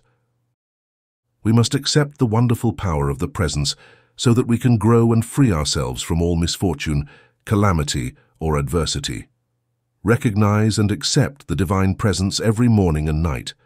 Relax, center yourself in your heart, and once you are at peace, say the following decree: I recognize, accept, and bless the fullness of the mighty, omnipotent presence of God I am, of the radiant Christ, and I call it into action today to manifest all the truth, beauty, and perfection within my divine plan. Beloved presence of God in me, I joyfully accept and receive the wonderful flowing, regenerating, and vital power that constantly arrives through my physical body to manifest perfect health. I align my feelings and keep my human self under control to receive now all the power of the light. This practice of recognizing and accepting the divine presence within aligns you with your higher self, enabling you to live in harmony with the true source of your being and manifest the fullness of your divine potential in the world. Lesson 17. The spiritual key to exam success. The right mental and emotional attitude is crucial for success. Several negative conditions can hinder a student's performance and lead to failure in exams. These conditions are often self-created, stemming from the student's acceptance of external influences, such as the words and opinions of others, which then gain power and set the stage for failure. Fear of failure. If you approach an exam with fear or dread, you've already set yourself up for failure, because fear attracts what you fear most. When facing an exam, you must be confident in your success and determined to achieve it. If a student hasn't had enough time to study everything or finish the subject matter due to personal circumstances, it's essential to let it go and trust that all is well. Call upon your divine presence, give it the command, and always expect the best with full conviction. Anxiety and insecurity. These emotions strongly influence poor exam performance. Just as fear is faith in the negative, insecurity attracts defeat. True faith isn't just about firm religious convictions, it's also about believing in yourself, being confident in your knowledge and trusting that everything will turn out well. Fear and insecurity block the mind, leaving it blank when the student is tense and worried about failing. This is why, even after extensive studying, ideas sometimes don't flow and everything seems forgotten. The student must calm down, raise their vibrations, focus on their divine presence, invoke it, and then let go. Mental and emotional peace, along with inner confidence, are indispensable. When a student blanks out during an exam and can't remember anything, something remarkable often happens afterward. Once the exam is over and the student has calmed down, their normal vibrations return, and they suddenly remember what they had forgotten or realize the mistakes they made. But by then, it's too late. Negative vibration from instructors. If the exam is written, it often carries the negative vibration of the instructor in the sense that they might prepare the exam by focusing on what they consider the most difficult for the student, areas where the student may have shown little interest. When the student approaches the exam with anxiety and fear, their vibration lowers, and when combined with the instructor's intent, the stage is set for failure. However, don't harbor negative thoughts about the instructor or judge them harshly. Don't focus on their flaws if they have any. Instead, bless the instructor and ask that perfection manifests within them. If you find them unapproachable, it's because you're projecting that sentiment. Envelop them in understanding and peace, and soon you'll have a friend and ally. Seeing the good and perfection in others will be returned to you, but focusing on the negative, discussing it, and dwelling on it will bring negativity back to you, disturbing your life and surroundings. Think of the good, and it will be given to you, says Conny Méndez. But if you look for the bad in others, it will return to you multiplied. This is the law. Success and failure depend on oneself and aren't caused by external conditions. This is a metaphysical principle. Don't blame others, your environment, or circumstances for your personal problems and difficulties, because no one but yourself is the cause of everything that happens to you on a personal, familial, or environmental level. The one who remains calm and at peace receives peace, but the one who is fearful and anxious because they expect the worst will attract it into their world. No one can avoid this. Effort and responsibility. Passing an exam doesn't mean shirking responsibility or being lazy. Those who act in this way aren't adhering to the law and won't succeed because they haven't made the necessary effort. You must take responsibility and study first to ensure things turn out as they should. Avoid cheating. Don't engage in dishonest practices like cheating or shortcuts. These don't work. A student who seeks success must have a clear mind and a pure heart and not compromise on what is right. Maintain a positive mindset. It's crucial to keep your mind positive and not allow even a fleeting thought that you might fail, that the exam is too difficult, or that you won't know the answers. Erase these thoughts from your mind and don't let them take root in your feelings. Recognize and invoke the divine presence. Acknowledge the divine presence within yourself, your instructor, and all the students. This loving Father within will ensure that everything goes well. Gratitude. Don't forget to express gratitude both before and after the exam. A grateful person deserves all honors and distinctions. Thank you, Father, for hearing me, and all is well. Preparation and invocation. Before going to the exam, the student should calm themselves to be prepared and at peace. Eliminate all thoughts of fear and trust in yourself. Think positively and use the following invocation. Beloved presence of God in me and the Master, I love you, I recognize you, I bless you, and I call you into action to manifest perfection during the exam. I remain serene and at peace and decree that everything will go very well. I wrap myself in the mantle of truth and project this truth to the instructor and all the students taking this exam. I am the victorious achievement and perfect realization. I ask the beloved Master Saint Germain to radiate the violet ray to envelop this exam, transforming any negative particles in this situation into positive energy, returning them to the great cause, and then back to the Master, transformed into wisdom and understanding for all. I complete this invocation with the pink flame of divine love that harmonizes and elevates. I ask the powerful presence to project light and wisdom to the cells of my brain, which are responsible for this task, so that they awaken and fulfill their service well. Thank you, Father, for hearing me, and this exam is passed. When students enter the classroom for the exam, they should remind themselves that they are there to pass it with high marks and that their divine presence is in control of the situation. I am the victorious achievement in harmony with all and for all. Lesson 18. The Cosmic Classroom for Soul Evolution. Earth is a cosmic school, a grand classroom where we all must learn to pass our tests with grace. The universe is filled with countless classrooms of knowledge and practical learning, each one a world or star. The stars aren't just there to shine in the vast, limitless sky.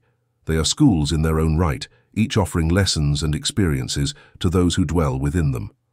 For some, Earth is like elementary school, where basic foundational lessons are taught. Others are here for something akin to high school, while a few are studying at a university level. Life on Earth is not random or the result of a blind, unyielding force. Every life is carefully planned by higher spiritual authorities and by the soul itself, which consents to and accepts the conditions of its earthly journey, whether they are pleasant or challenging. No one is born without purpose. There is no such thing as chance or a whimsical fate. We shape our own destiny according to our will and the law of free will. We come to this world for several reasons. First, we are at a particular stage of evolution, and this is the class that corresponds to our level.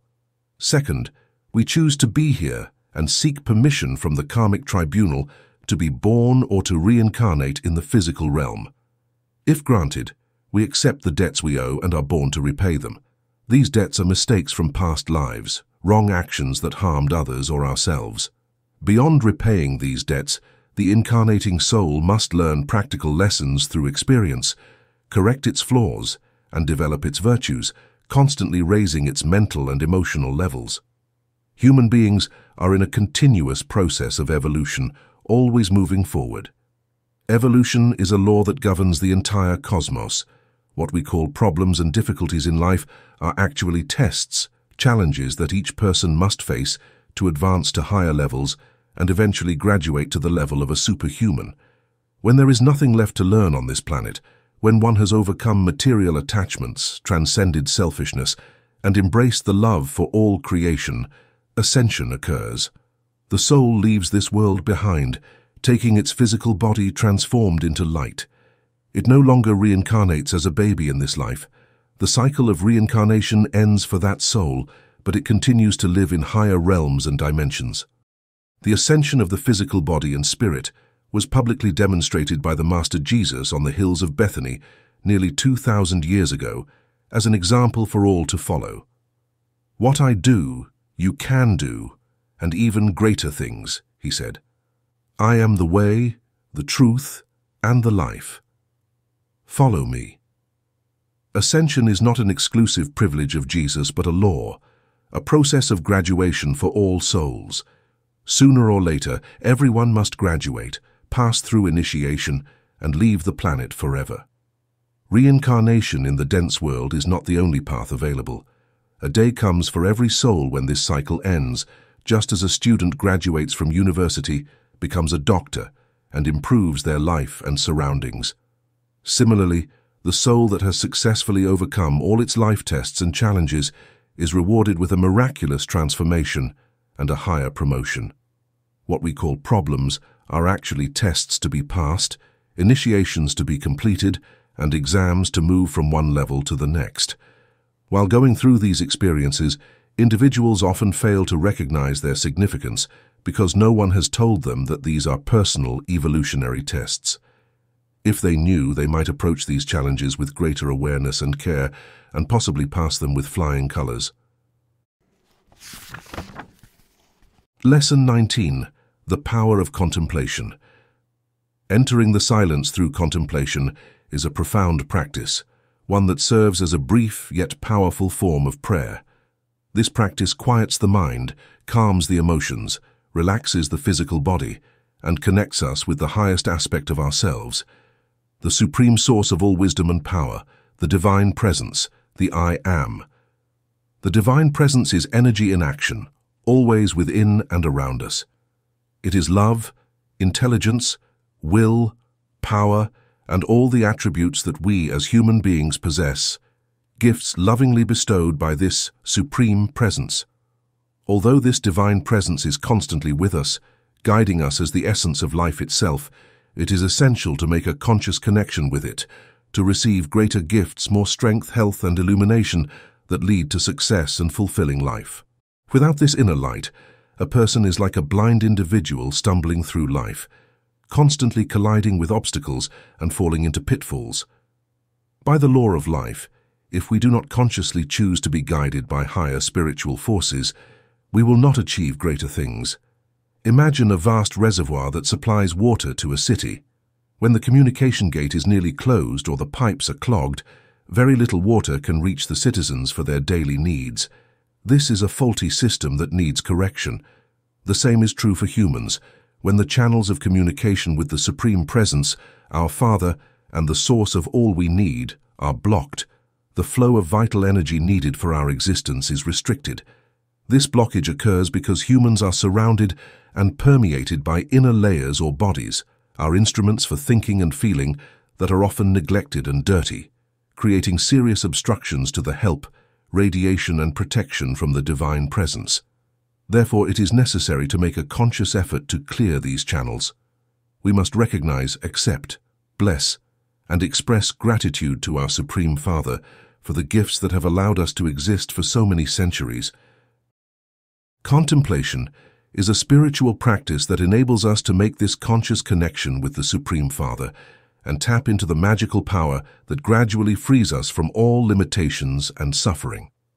Some of the benefits of contemplation include improved health, cellular renewal, and enhanced physical appearance due to the extra energy received from above, flowing more abundantly once the gates are opened.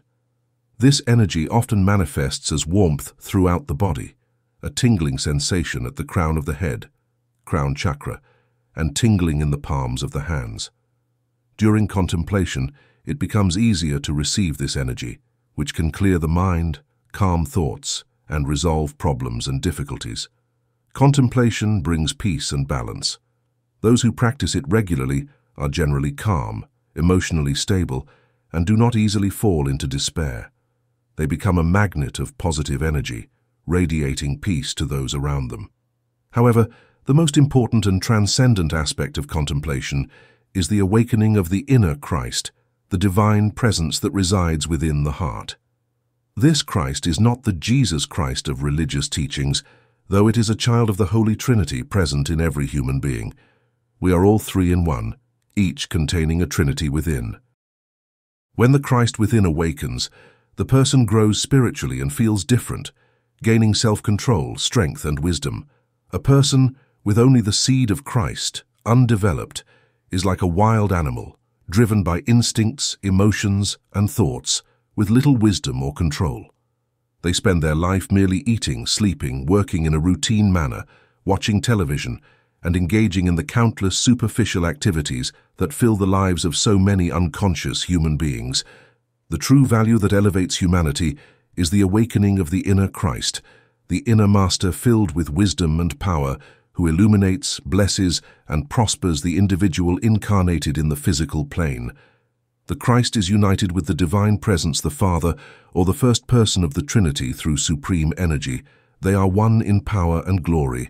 Without Christ, a person is like a lost savage in the wilderness, a child ignorant and constantly mistaken. But with Christ one becomes the greatest being in creation. As the beloved Master Saint Germain says, "Whoever practices contemplation and consciously strives to awaken their Christ, nurturing its growth, becomes one of my legionnaires and is often assisted by me." Lesson 20. The art of shielding your inner world. When you enter your room to find tranquility, rest, read, or engage in any activity that requires focus, the first thing you do is close the door, ensuring that you won't be disturbed. You make sure no one calls for you or seeks you out, allowing you to carry out your tasks in peace and quiet. Without taking these precautions, you'd be constantly interrupted by conversations, intrusions, noises, phone calls, and other disturbances, making it impossible to concentrate and causing everything to go awry. The same principle applies to spiritual practices. To achieve satisfactory results, you must first close the door to all external disturbances, then retreat into the silence within, finding peace and calm. This means making the proper preparations before you quiet your mind, relax, meditate, or engage in contemplation. If someone innocently enters a receptive state without taking these precautions, they expose themselves to unnecessary disturbances and disruptions that could have been avoided with the right approach. Just as you wouldn't leave your home's door wide open for any intruder to walk in, inviting trouble into your life, so too must you protect your inner space when seeking silence and contemplation. Closing the door to the external world means being at peace with yourself, calming the human part of you, relaxing and focusing inward, not allowing anything disturbing or distracting to enter from the outside. You must be still enough to find that inner silence where all things come to light. The light protection we recommend is the electronic shield of the Divine Presence, the I Am, and the electronic circle mentioned by the beloved Master Saint Germain. It's also essential to close the doors of our aura to the astral plane, preventing any disharmonious influence from that dimension from disturbing us. This practice generates a powerful electronic energy, invisible yet potent, like a wall of luminous crystal that repels all unwanted intrusions. We are children of the light because we live, move, and have our being within it. Every student of metaphysics within the great Brotherhood of Saint Germain is a direct child of the light, typically assisted by the masters of the ascended hierarchy, particularly Saint Germain and his twin ray, known in the physical life as Conny Méndez. Light, as the supreme power, resides in every human heart, sustaining life. It is vital, self-conscious energy that produces instant perfection and knows no opposition because it always leads to perfection. When the light is called into action, all imperfection vanishes, and discordant human creations cannot persist. The light sweeps away all imperfections, dispels all errors, restores harmony, and floods everything with its immense power. When someone enters a dark, unfamiliar room, they feel uneasy and fearful, but the moment they turn on the light, all shadows disappear and peace is restored. The same happens spiritually when you invoke the light. The lower influences fade, and problems resolve themselves. Light is the central point of life everywhere. It is the radiant core of every atom that forms the physical body, where perfection is always present as essence and power. However, human discordant thoughts and feelings form around that pure point of light like a dense cloud of imperfection, growing and casting shadows over what is inherently perfect. This is the source of the disturbances and suffering humans encounter in their lives. Everything that exists is pure light at its core. The discord is added by humans due to the misuse of free will. Each person on earth has a shell of imperfection layered over their light, hence the need for widespread purification. Humanity has shrouded itself in dark veils that now must be removed to allow the light to shine once more from within, ending human suffering. What we call ugliness, evil, selfishness, and other discordant conditions are simply layers added to the original perfect light within each being. We are children of the light, and we must not forget this. Therefore, we have the obligation to purify ourselves as soon as possible. Everything originates from light. Light is the universal substance from which all living and non-living forms have emerged. It is the source of all that exists, the supreme force that animates everything manifest in the physical plane and throughout the cosmos. Nothing can exist without emanating from the mighty light, the universal and cosmic light. There is only one power capable of moving through all creation, and that is the great electronic light that permeates everything. The law of life in the universe is the law of light. We live, exist, and have our being within the light. Nothing can live outside of it. The negative polarity, often referred to as evil, is simply the absence or lack of light, always striving to disrupt and cause disturbances if allowed. This polarity is sometimes called the sinister force, though we prefer to refer to it as the other polarity. Religions speak of hell, demons, and so on, which are merely entities from the lower astral plane, or low-evolution discarnate beings that disturb and annoy. The astral is the dimension adjacent to ours, where those who have undergone the change called death reside. It is also known as the fourth dimension and has 7 levels. Lesson 21. Trusting your inner wisdom. Many people struggle to hear the voice of their inner divine presence because they haven't learned to listen or quiet the external noise. They live with their attention focused on the chaos of the outside world, missing the subtle yet powerful guidance within. This inner voice, like a gentle whisper, often goes unnoticed amidst the distractions of daily life, yet it remains a constant source of wisdom, nudging us toward the right path. To truly hear this voice, one must practice stillness and learn to tune out the external clamor. Just as you would stop dancing and lower the music to hear a ringing phone in the next room, you must calm your mind and focus inward to connect with your divine presence. This connection is not a loud proclamation, but rather a quiet intuition, a subtle impulse guiding you toward your highest good. Throughout history, great leaders and thinkers like Gandhi, Edison, and Joan of Arc achieved remarkable success by listening to this inner voice. This voice, the expression of your divine self, speaks through intuition, impulses, and gut feelings, ways in which your higher self communicates. Trusting these inner nudges, even when they seem illogical, often leads to the best outcomes. Nevertheless, it takes practice to use this information. Over time, the inner voice will become more discernible with regular meditation or contemplation that opens the channel. It's crucial to undertake this exercise with an open mind and no expectations of striking insights or audible voices. Often the heavenly direction you seek presents itself as a peaceful notion or an epiphany that resonates deeply within you. Recall that nothing that causes uncertainty, unease, or terror is a manifestation of your divine presence. True advice is always joyful, clear, and peaceful. Let go of the answer if it doesn't come to you right away during meditation. Frequently, the solution will present itself when you least expect it, at ease and going about your daily business. The secret to living a wise and graceful life is to learn to recognize and trust your inner voice.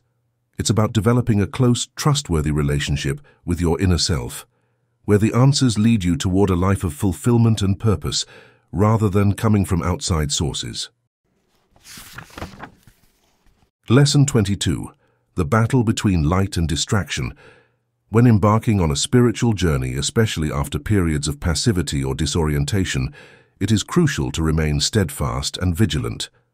Many who reach the teachings of the Saint Germain Brotherhood have already ascended through various spiritual levels in past lives, moving from one religion, philosophy, or esoteric school to another. By the time they arrive here, they've reached the final rung of the ladder. But this final step is where the stakes are highest. If one fails to hold their purpose firm, allowing external conditions to interfere, the opportunity for spiritual advancement may be lost. It's all too common for sincere students of the light to start strong, only to falter as distractions from the external world begin to pull them away. A surprise visitor, a sudden illness, a disagreement at home, or the lure of social activities, these can all seem more important in the moment, leading one to postpone their spiritual practice. Gradually, the motivation wanes, and the initial impulse that drove them to seek the light weakens, eventually fading altogether. But why does this happen?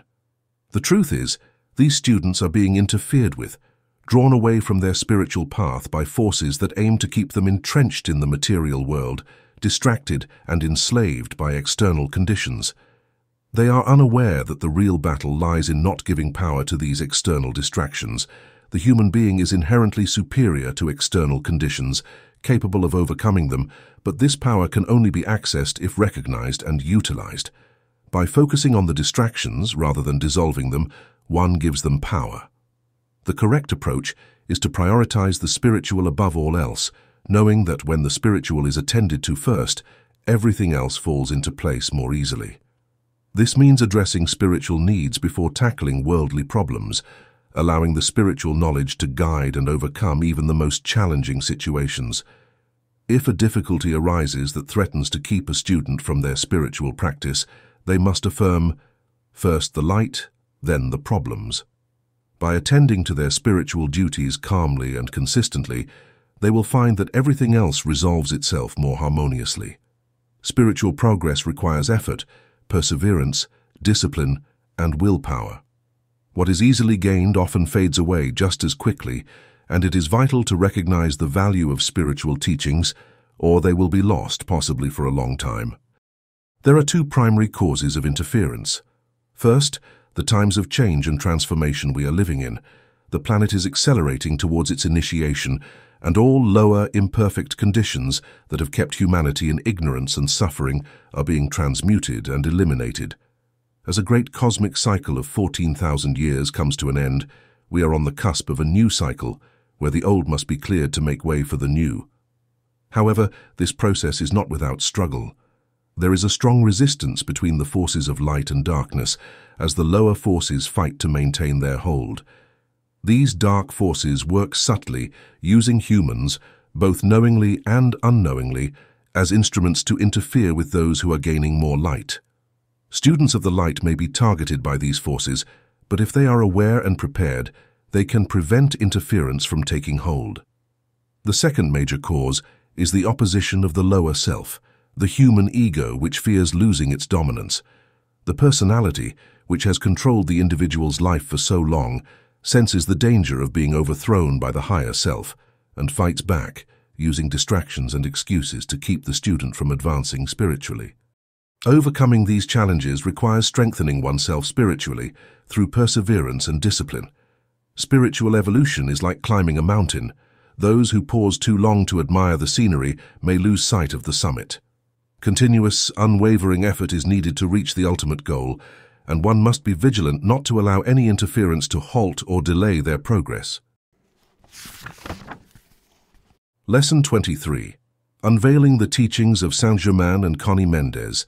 The teachings currently offered by the Saint Germain Brotherhood, popularized and expanded upon by Conny Méndez in their most fundamental aspects, originate directly from the realms of light, where the Ascended Masters of the White Brotherhood reside.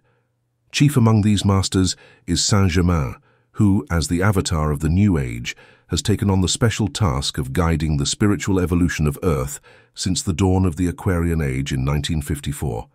Even before this, in 1945, through Conny Méndez, whom the Masters of Light referred to as Juana Maria de la Concepción, Saint Germain projected a profound yet simple Christian metaphysical teaching onto the physical plane. This teaching, supported by the entire White Brotherhood, is designed to elevate the consciousness of the children of Earth. The reason for this privilege lies in Saint Germain's role as the spiritual leader of Earth for the next 2,000 years. The planet operates on cosmic cycles, each lasting 2,000 years and guided by a master of wisdom. During the previous cycle, known as the Age of Pisces, the Master Jesus was responsible for the spiritual evolution of humanity, imparting what is now known as Christianity. However, as all things must progress in an ascending spiral, Saint Germain now leads the continuation of this spiritual evolution into the age of the violet flame. The metaphysical teachings we impart do not rest solely on the remarkable books written by Conny Méndez. These teachings have also been transmitted directly by the Masters of Wisdom of the White Brotherhood through channels, highly evolved spiritual individuals who serve as transmitters of knowledge when properly trained and protected. Conny Méndez laid the foundation of this movement when she spiritually founded the Saint Germain Brotherhood in Caracas in 1945. For many years, she worked tirelessly to expand this teaching through lectures, conferences, and the training of guides. The Masters have always communicated through channels, with Saint Germain and Jesus being especially active in this work as they are united in the great work. The metaphysical teachings we provide are of a higher nature than psychic phenomena. The channels are not mediums. They do not enter into trances, lose consciousness, or communicate with the astral plane. Instead, they connect with the higher realms of the Ascended Masters, ensuring that there is nothing psychic or harmful in this work. The impact of Conny Méndez's work has been profound, with the seeds she planted yielding abundant fruit. Every person who reads one of her extraordinary yet simple books experiences a profound awakening, as these texts carry a high vibration that stirs the soul. By the law of vibration, readers are drawn into the movement, ready to practice and live the teachings in their daily lives. Conny Méndez's work was meticulously guided by the Masters. She came into the world with a specific mission to fulfill for South America and the planet as a whole, to impart, expand, and popularize the teachings of Saint Germain at a deep and accessible level. Throughout her journey, Conny was mentored by significant spiritual leaders such as Emmett Fox, founder of the Unity movement, and Guy Ballard, who popularized Saint Germain's teachings on the use of the sacred name I Am and the transformative violet flame. Conny's work transcended her teachers, expanding beyond biblical foundations and recognizing the ascended masters of the White Brotherhood. As Conny Méndez re-established her esoteric abilities and extrasensory sensitivity, she received direct instruction from Saint Germain for 2 consecutive years without intermediaries. To protect her from any psychic interference, her chakras were sealed, a precaution extended to all those chosen for specific missions in the human plane, ensuring they were shielded from unnecessary disturbances. The origins of these teachings trace back to the esoteric wisdom of Enoch, whom Conny refers to as the father of metaphysics. Known by various names including Hermes Trismegistus in Greece, Thoth in Egypt, and Cadmus in Phoenicia, Enoch's ancient knowledge, particularly the 7 laws that govern the universe, forms the foundation of the metaphysical teachings we now share. These teachings, passed down through the ages and expanded upon by figures like Conny Méndez, continue to guide humanity towards spiritual enlightenment, offering tools and wisdom for those who seek to elevate their consciousness and align with the divine light within. Lesson 24. When to speak and when to listen. Silence is not merely the absence of sound. It is the mastery of the spoken word, the power to control what you say and how you say it. Words are more than mere utterances. They are powerful decrees that manifest reality. In moments of anger, when the impulse to lash out arises, take a deep breath. This simple act can prevent the release of words fueled by rage, words that can return to you, poisoned and multiplied, causing harm, especially to your own well-being. There are many forms of silence, and not all are virtuous. To remain silent out of indifference, laziness, or fear when action is needed serves no one and can create a karmic debt, a debt that will one day demand repayment, possibly when it hurts the most. Failing to speak up when you should is a transgression against your own spirit, leaving you with a burden that could have been avoided. Silence born from selfishness, where one gains materially by withholding words, is a silence that will inevitably turn against you. It is a false refuge, one that erodes integrity. Likewise, to stay silent out of cowardice, lacking the courage to set things right, is detrimental not only to yourself but to those around you. True silence, however, can be an act of wisdom and prudence, a way to protect your thoughts and intentions from the doubts and negativity of others. When you keep your plans to yourself, you shield them from the critical voices that could derail them before they even begin. There is also a sacred silence, one that must be observed when discussing your beliefs with those who are not ready to understand. Not everyone is prepared to grasp higher truths, and sharing these with the wrong audience can lead to ridicule, misunderstanding, and negativity. The wisest course is to speak only when asked by those genuinely seeking, as they are drawn to you by a resonance with your vibration, not by your words alone. Learning to listen is a skill few possess. The one who listens, who truly hears without the need to interject, gains wisdom and understanding. In contrast, the one who speaks excessively often reveals more than intended, sometimes even exposing the depths of their soul without realizing it. There is great value in listening, for in silence one learns. A metaphysician, someone on the path of spiritual enlightenment, must especially guard against the dangers of criticism. To criticize is to invite criticism upon oneself, as the negative energy sent out will inevitably return. In moments where you find yourself surrounded by such negativity, remain silent, stay calm, and elevate yourself above the situation.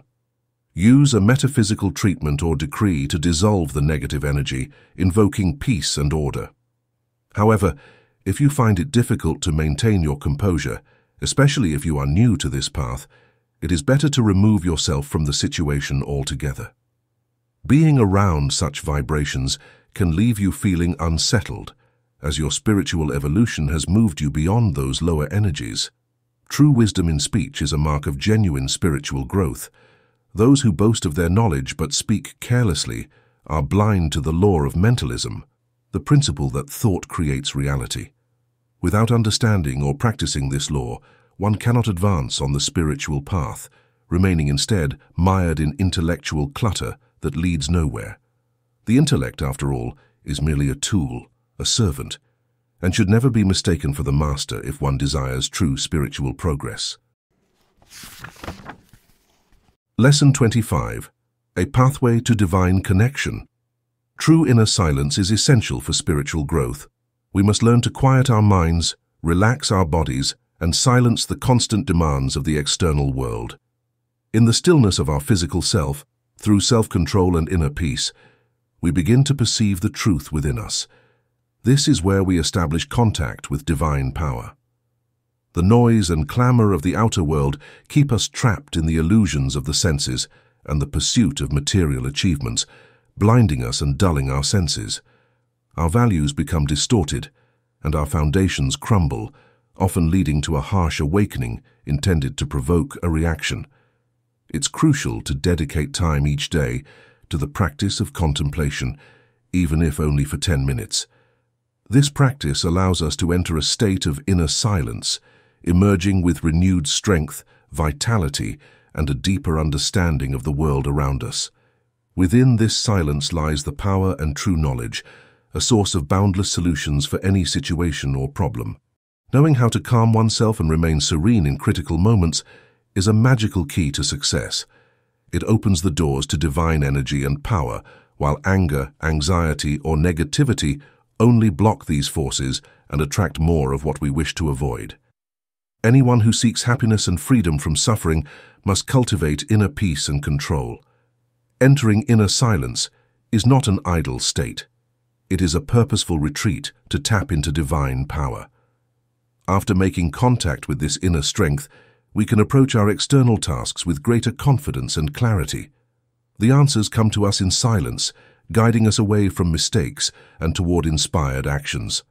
Artists, musicians, writers, and creators understand that true inspiration comes from within, guided by the inner divine presence. Without this connection, their work may lack depth and brilliance. To hear this inner voice, one must quiet the external noise, just as one would need silence to fully absorb a book's message. Learning to enjoy solitude is a valuable skill.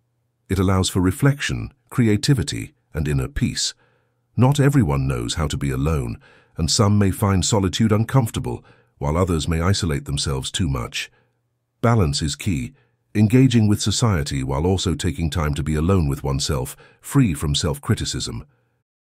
Even in the midst of daily life, whether at work, on a bus, or walking in nature, we can find moments of silence to connect with the divine presence within. Spending time in natural, peaceful environments, away from noisy, crowded places, helps us reconnect with our inner selves.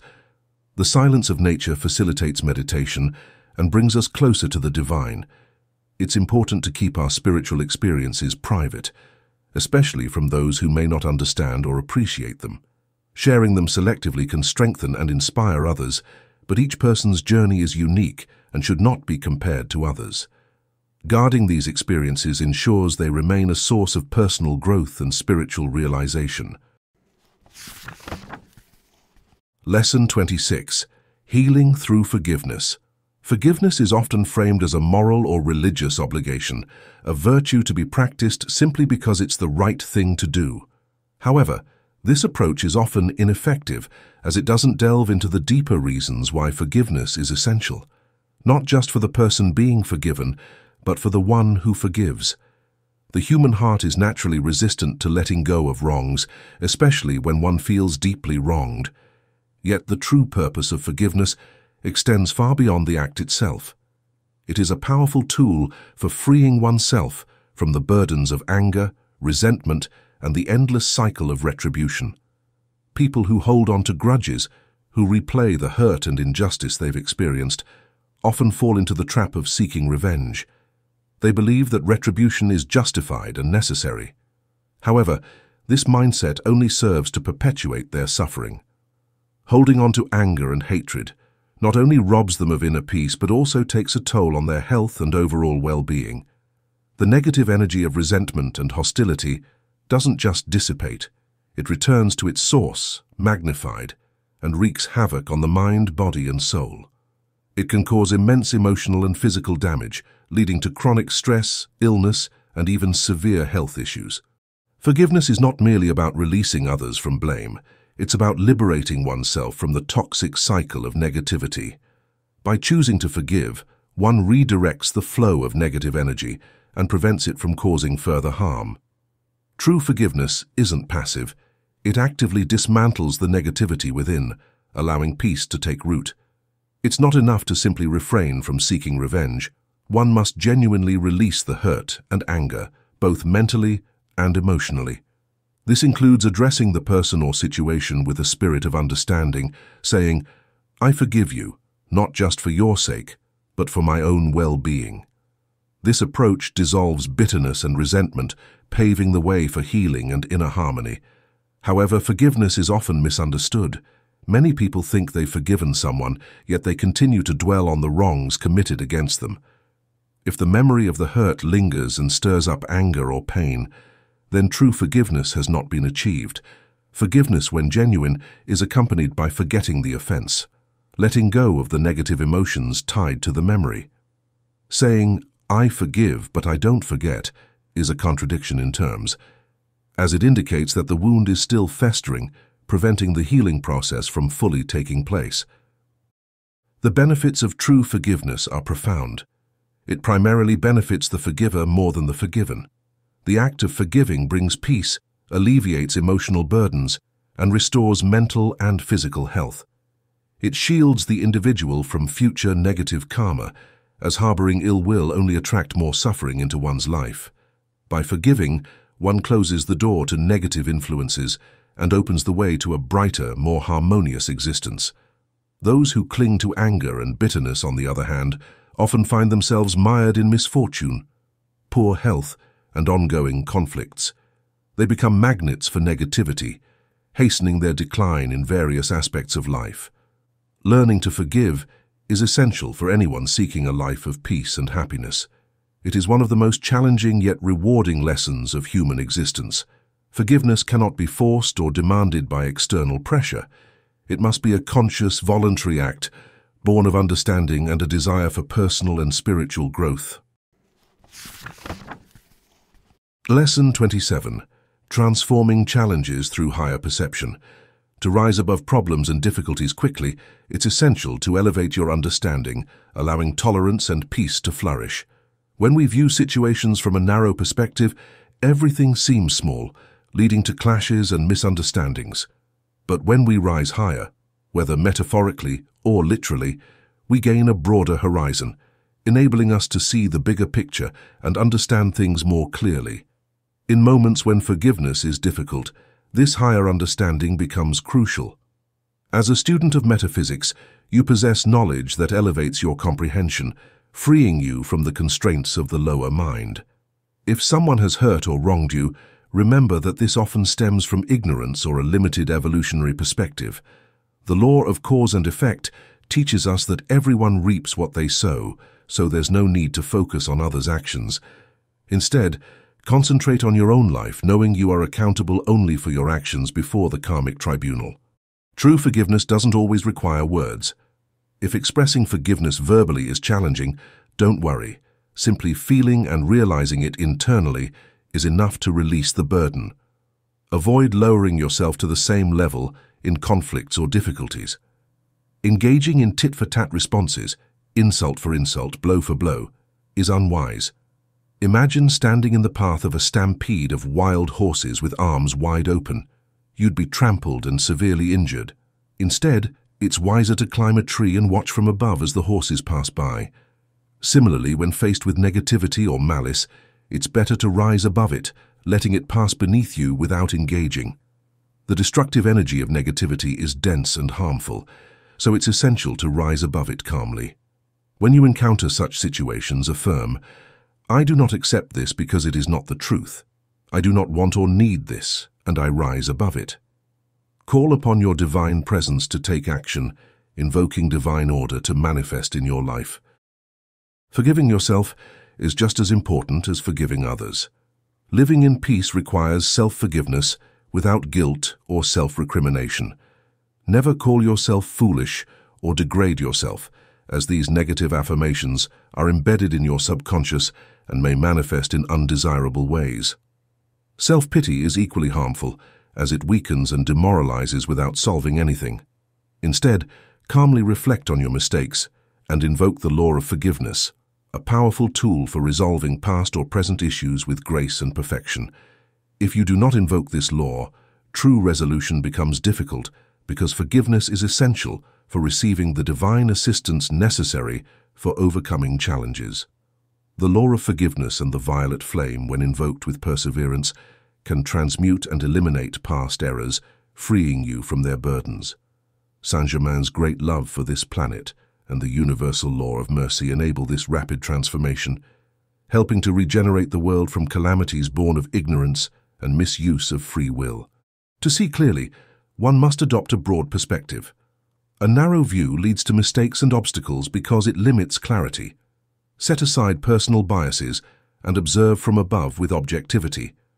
Those who live too close to others, trusting too much, may end up unintentionally taking advantage of them. Focusing too closely on the small things blinds you to the larger picture, like only seeing an ant and missing the elephant. But from the elephant's back, the ant's significance diminishes, and it no longer holds your attention. Remember, understanding comes with a broad vision, and without understanding, forgiveness is impossible. Many sufferings and difficulties can be avoided with this higher understanding, which brings clarity and knowledge, allowing for true forgiveness and peace. Lesson 28. Beyond Material Illusions. Happiness in the transient world we live in is often a nebulous concept, shaped by individual desires and circumstances. Some equate happiness with economic stability and family peace, while others find it in the joy of falling in love and marrying the person they cherish. For a child, happiness might be as simple as getting a long-desired toy, but for adults, the sources of happiness are more complex and varied. A politician might see happiness in gaining power and status, while those struggling with scarcity might define it as financial wealth. Many women might seek happiness in beauty and admiration, while others long for perfect love. Happiness, as we see it, has countless forms and interpretations. What brings joy to one person might mean nothing to another. The pursuit of happiness is universal, driven by an inner longing for elevation and perfection. However, people often make the mistake of seeking it in external things: money, sex, power, status, material possessions, and social admiration. Yet, time and again, they find that such happiness is fleeting and ultimately unsatisfying. True happiness is not found in external circumstances, because the external world is transient and illusory. Material success, whether it's money, a house, or social status, is temporary and can easily lose its allure. Genuine happiness is an inner state, closely tied to peace, balance, and a certain level of spiritual advancement. It is achieved through a connection with the divine self and higher levels of consciousness, whether consciously or unconsciously.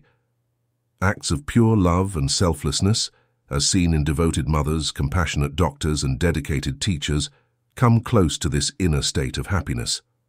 For those who find fulfillment in their work and live according to their true calling, there is a spiritual satisfaction that resembles happiness on earth. However, life's inevitable challenges and difficulties can prevent the experience of complete happiness. The pursuit of happiness takes many paths, shaped by individual preferences and desires. Despite disappointments, the human yearning for happiness persists. While perfect happiness may be unattainable on earth, moments of joy, hope, and fulfillment give us the strength to continue life's journey. To experience lasting happiness, one must transcend the limitations of the material world, break free from the cycle of birth and death, and achieve ascension to higher spiritual planes. In these realms, life continues in ways that are far beyond our current understanding, free from the suffering and limitations of earthly existence. As eternal beings of light and energy, the source of our unhappiness often lies in our attachment to the material and our misuse of energy, leading to future suffering. Those who seek happiness through selfishness, dominance, and control will soon find it slipping away, as true happiness cannot be sustained through these means. Happiness is not for the passive or the complacent. It must be actively sought and cultivated. Practicing gratitude and being present in the moment can help us plant the seeds of future happiness. If misfortune comes our way, it may be the result of past actions, but through new knowledge and spiritual practices, we can transform our circumstances. Finally, gratitude is key. Every day, we should thank the divine for the blessings we enjoy. Many people only realize the value of what they have after it's gone. By regularly acknowledging and appreciating what we have, family, home, work, health, we can cultivate a deeper sense of happiness and contentment in our lives. Lesson 29. The Art of Asking. To ask for what we truly desire in the simplest and most effective way, Conny Méndez offers a profound approach in her book, Metaphysics, for everyone. The key lies in placing our desires and challenges in the hands of the divine, trusting in infinite wisdom and power to guide us to the best outcome. First, be clear about what you want. Be firm and determined in your request. Don't waver or change your mind, as this will disrupt the process. Persistence is essential. The words to use are simple yet powerful, in harmony with everyone, according to divine will, under grace, and in perfect ways. First, clearly state your desire by saying, "I want this," in harmony with everyone, according to divine will, under grace, and in perfect ways. You only need to make this request once. There's no need to repeat it. However, each time the desire comes to mind, simply say, "Thank you, Father, for this is already granted and I am awaiting its arrival." Eliminate fear and doubt from your heart, as they can block your requests from being fulfilled due to a lack of faith. If you approach this process with curiosity, or to see if it works, it won't be effective. Instead, maintain a joyful expectation, as this brings hope and happiness. Be alert to recognize opportunities when they present themselves. Don't let them pass by unnoticed. Remember, you have the divine presence within you, the loving Father who has cared for you since the beginning of time. This presence desires only good for you, wishes for you to be happy, and lacks nothing. The divine never punishes. Instead, it is full of love and understanding, always ready to help you as you progress and grow. However, this assistance must be requested, as the law of free will and evolution requires your active participation in seeking it. Lesson 30. Divine Order. To align your life with harmony and overcome challenges, it's crucial to embrace the principle of divine order, a fundamental metaphysical concept that, when applied consistently, gradually brings peace and balance into your life. Understanding and practicing this truth can free you from suffering, guiding you out of problems and difficulties, as invoking a spiritual law compels the lower aspects of existence to fall into place. What is divine order? Divine order is the harmonious alignment of all situations with the truth of God, which is absolute perfection. This truth liberates us from all that is lesser, and, as a natural obligation for every student of metaphysics, it should be practiced daily. Those who truly realize divine order live in peace and harmony, both with themselves and with others. They find contentment in their work, avoid unnecessary conflicts, and are not troubled by fears or anxieties. They maintain their equilibrium, neither seeing things tragically nor allowing setbacks to bring them down. Living in divine order. Living in divine order means being at peace with your family, friends, and colleagues, maintaining perfect health, and not wasting time on unnecessary suffering, as there is much to learn and achieve. It's an active, not passive state that requires decision, willpower, action, and courage. Often, divine order is realized after experiencing disarray and suffering, which are tough but necessary lessons. It involves correcting and realigning everything that is wrong or causes distress, invoking divine order. The phrase divine order carries immense power. When you invoke it, decree it, and genuinely feel it, seemingly magical things begin to happen. Simply say, with conviction and faith, "Here is divine order," and you'll see how everything starts to fall into place, regardless of how chaotic things may seem.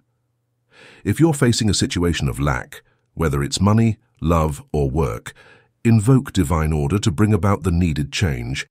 You can use this decree to calm the pain, protect someone, start a car when the battery fails, or transform conflicts into peaceful resolutions.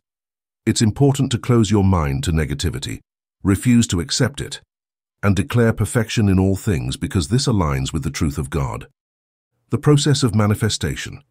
Keep in mind that everything has a process, therefore divine order frequently takes time to materialize.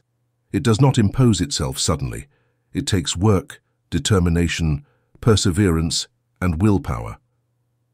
Think about a messy, disorganized home. It takes time and work to clean and organize it. Similar to this, the divine presence operates through you in your life, but you have to demand and decree things that are consistent with your free will. Examine your life and affairs.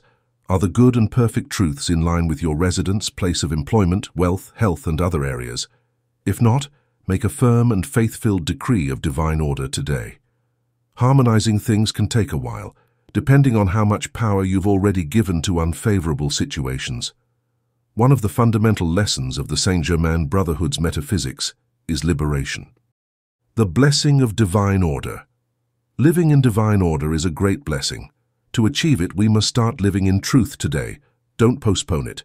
Every human being, no matter how humble, is part of the universal harmony. Misusing life, energy, or free will comes at a high cost, leading to suffering and unhappiness. But divine order always manifests when demanded, affirmed, and decreed. The beloved Master, Prince of Divine Order, is an ascended master residing in the high realms of light. You can invoke his assistance in any problems or difficulties that require divine order. The world itself needs divine order. What we ask for ourselves, we should also ask for all of humanity. The secret of success. Decreeing on divine order for others can gradually change them, but we should not focus on their flaws or immerse ourselves in their anxieties. The secret to success lies in maintaining peace so that disorder and imperfection yield and are replaced with the harmony we seek.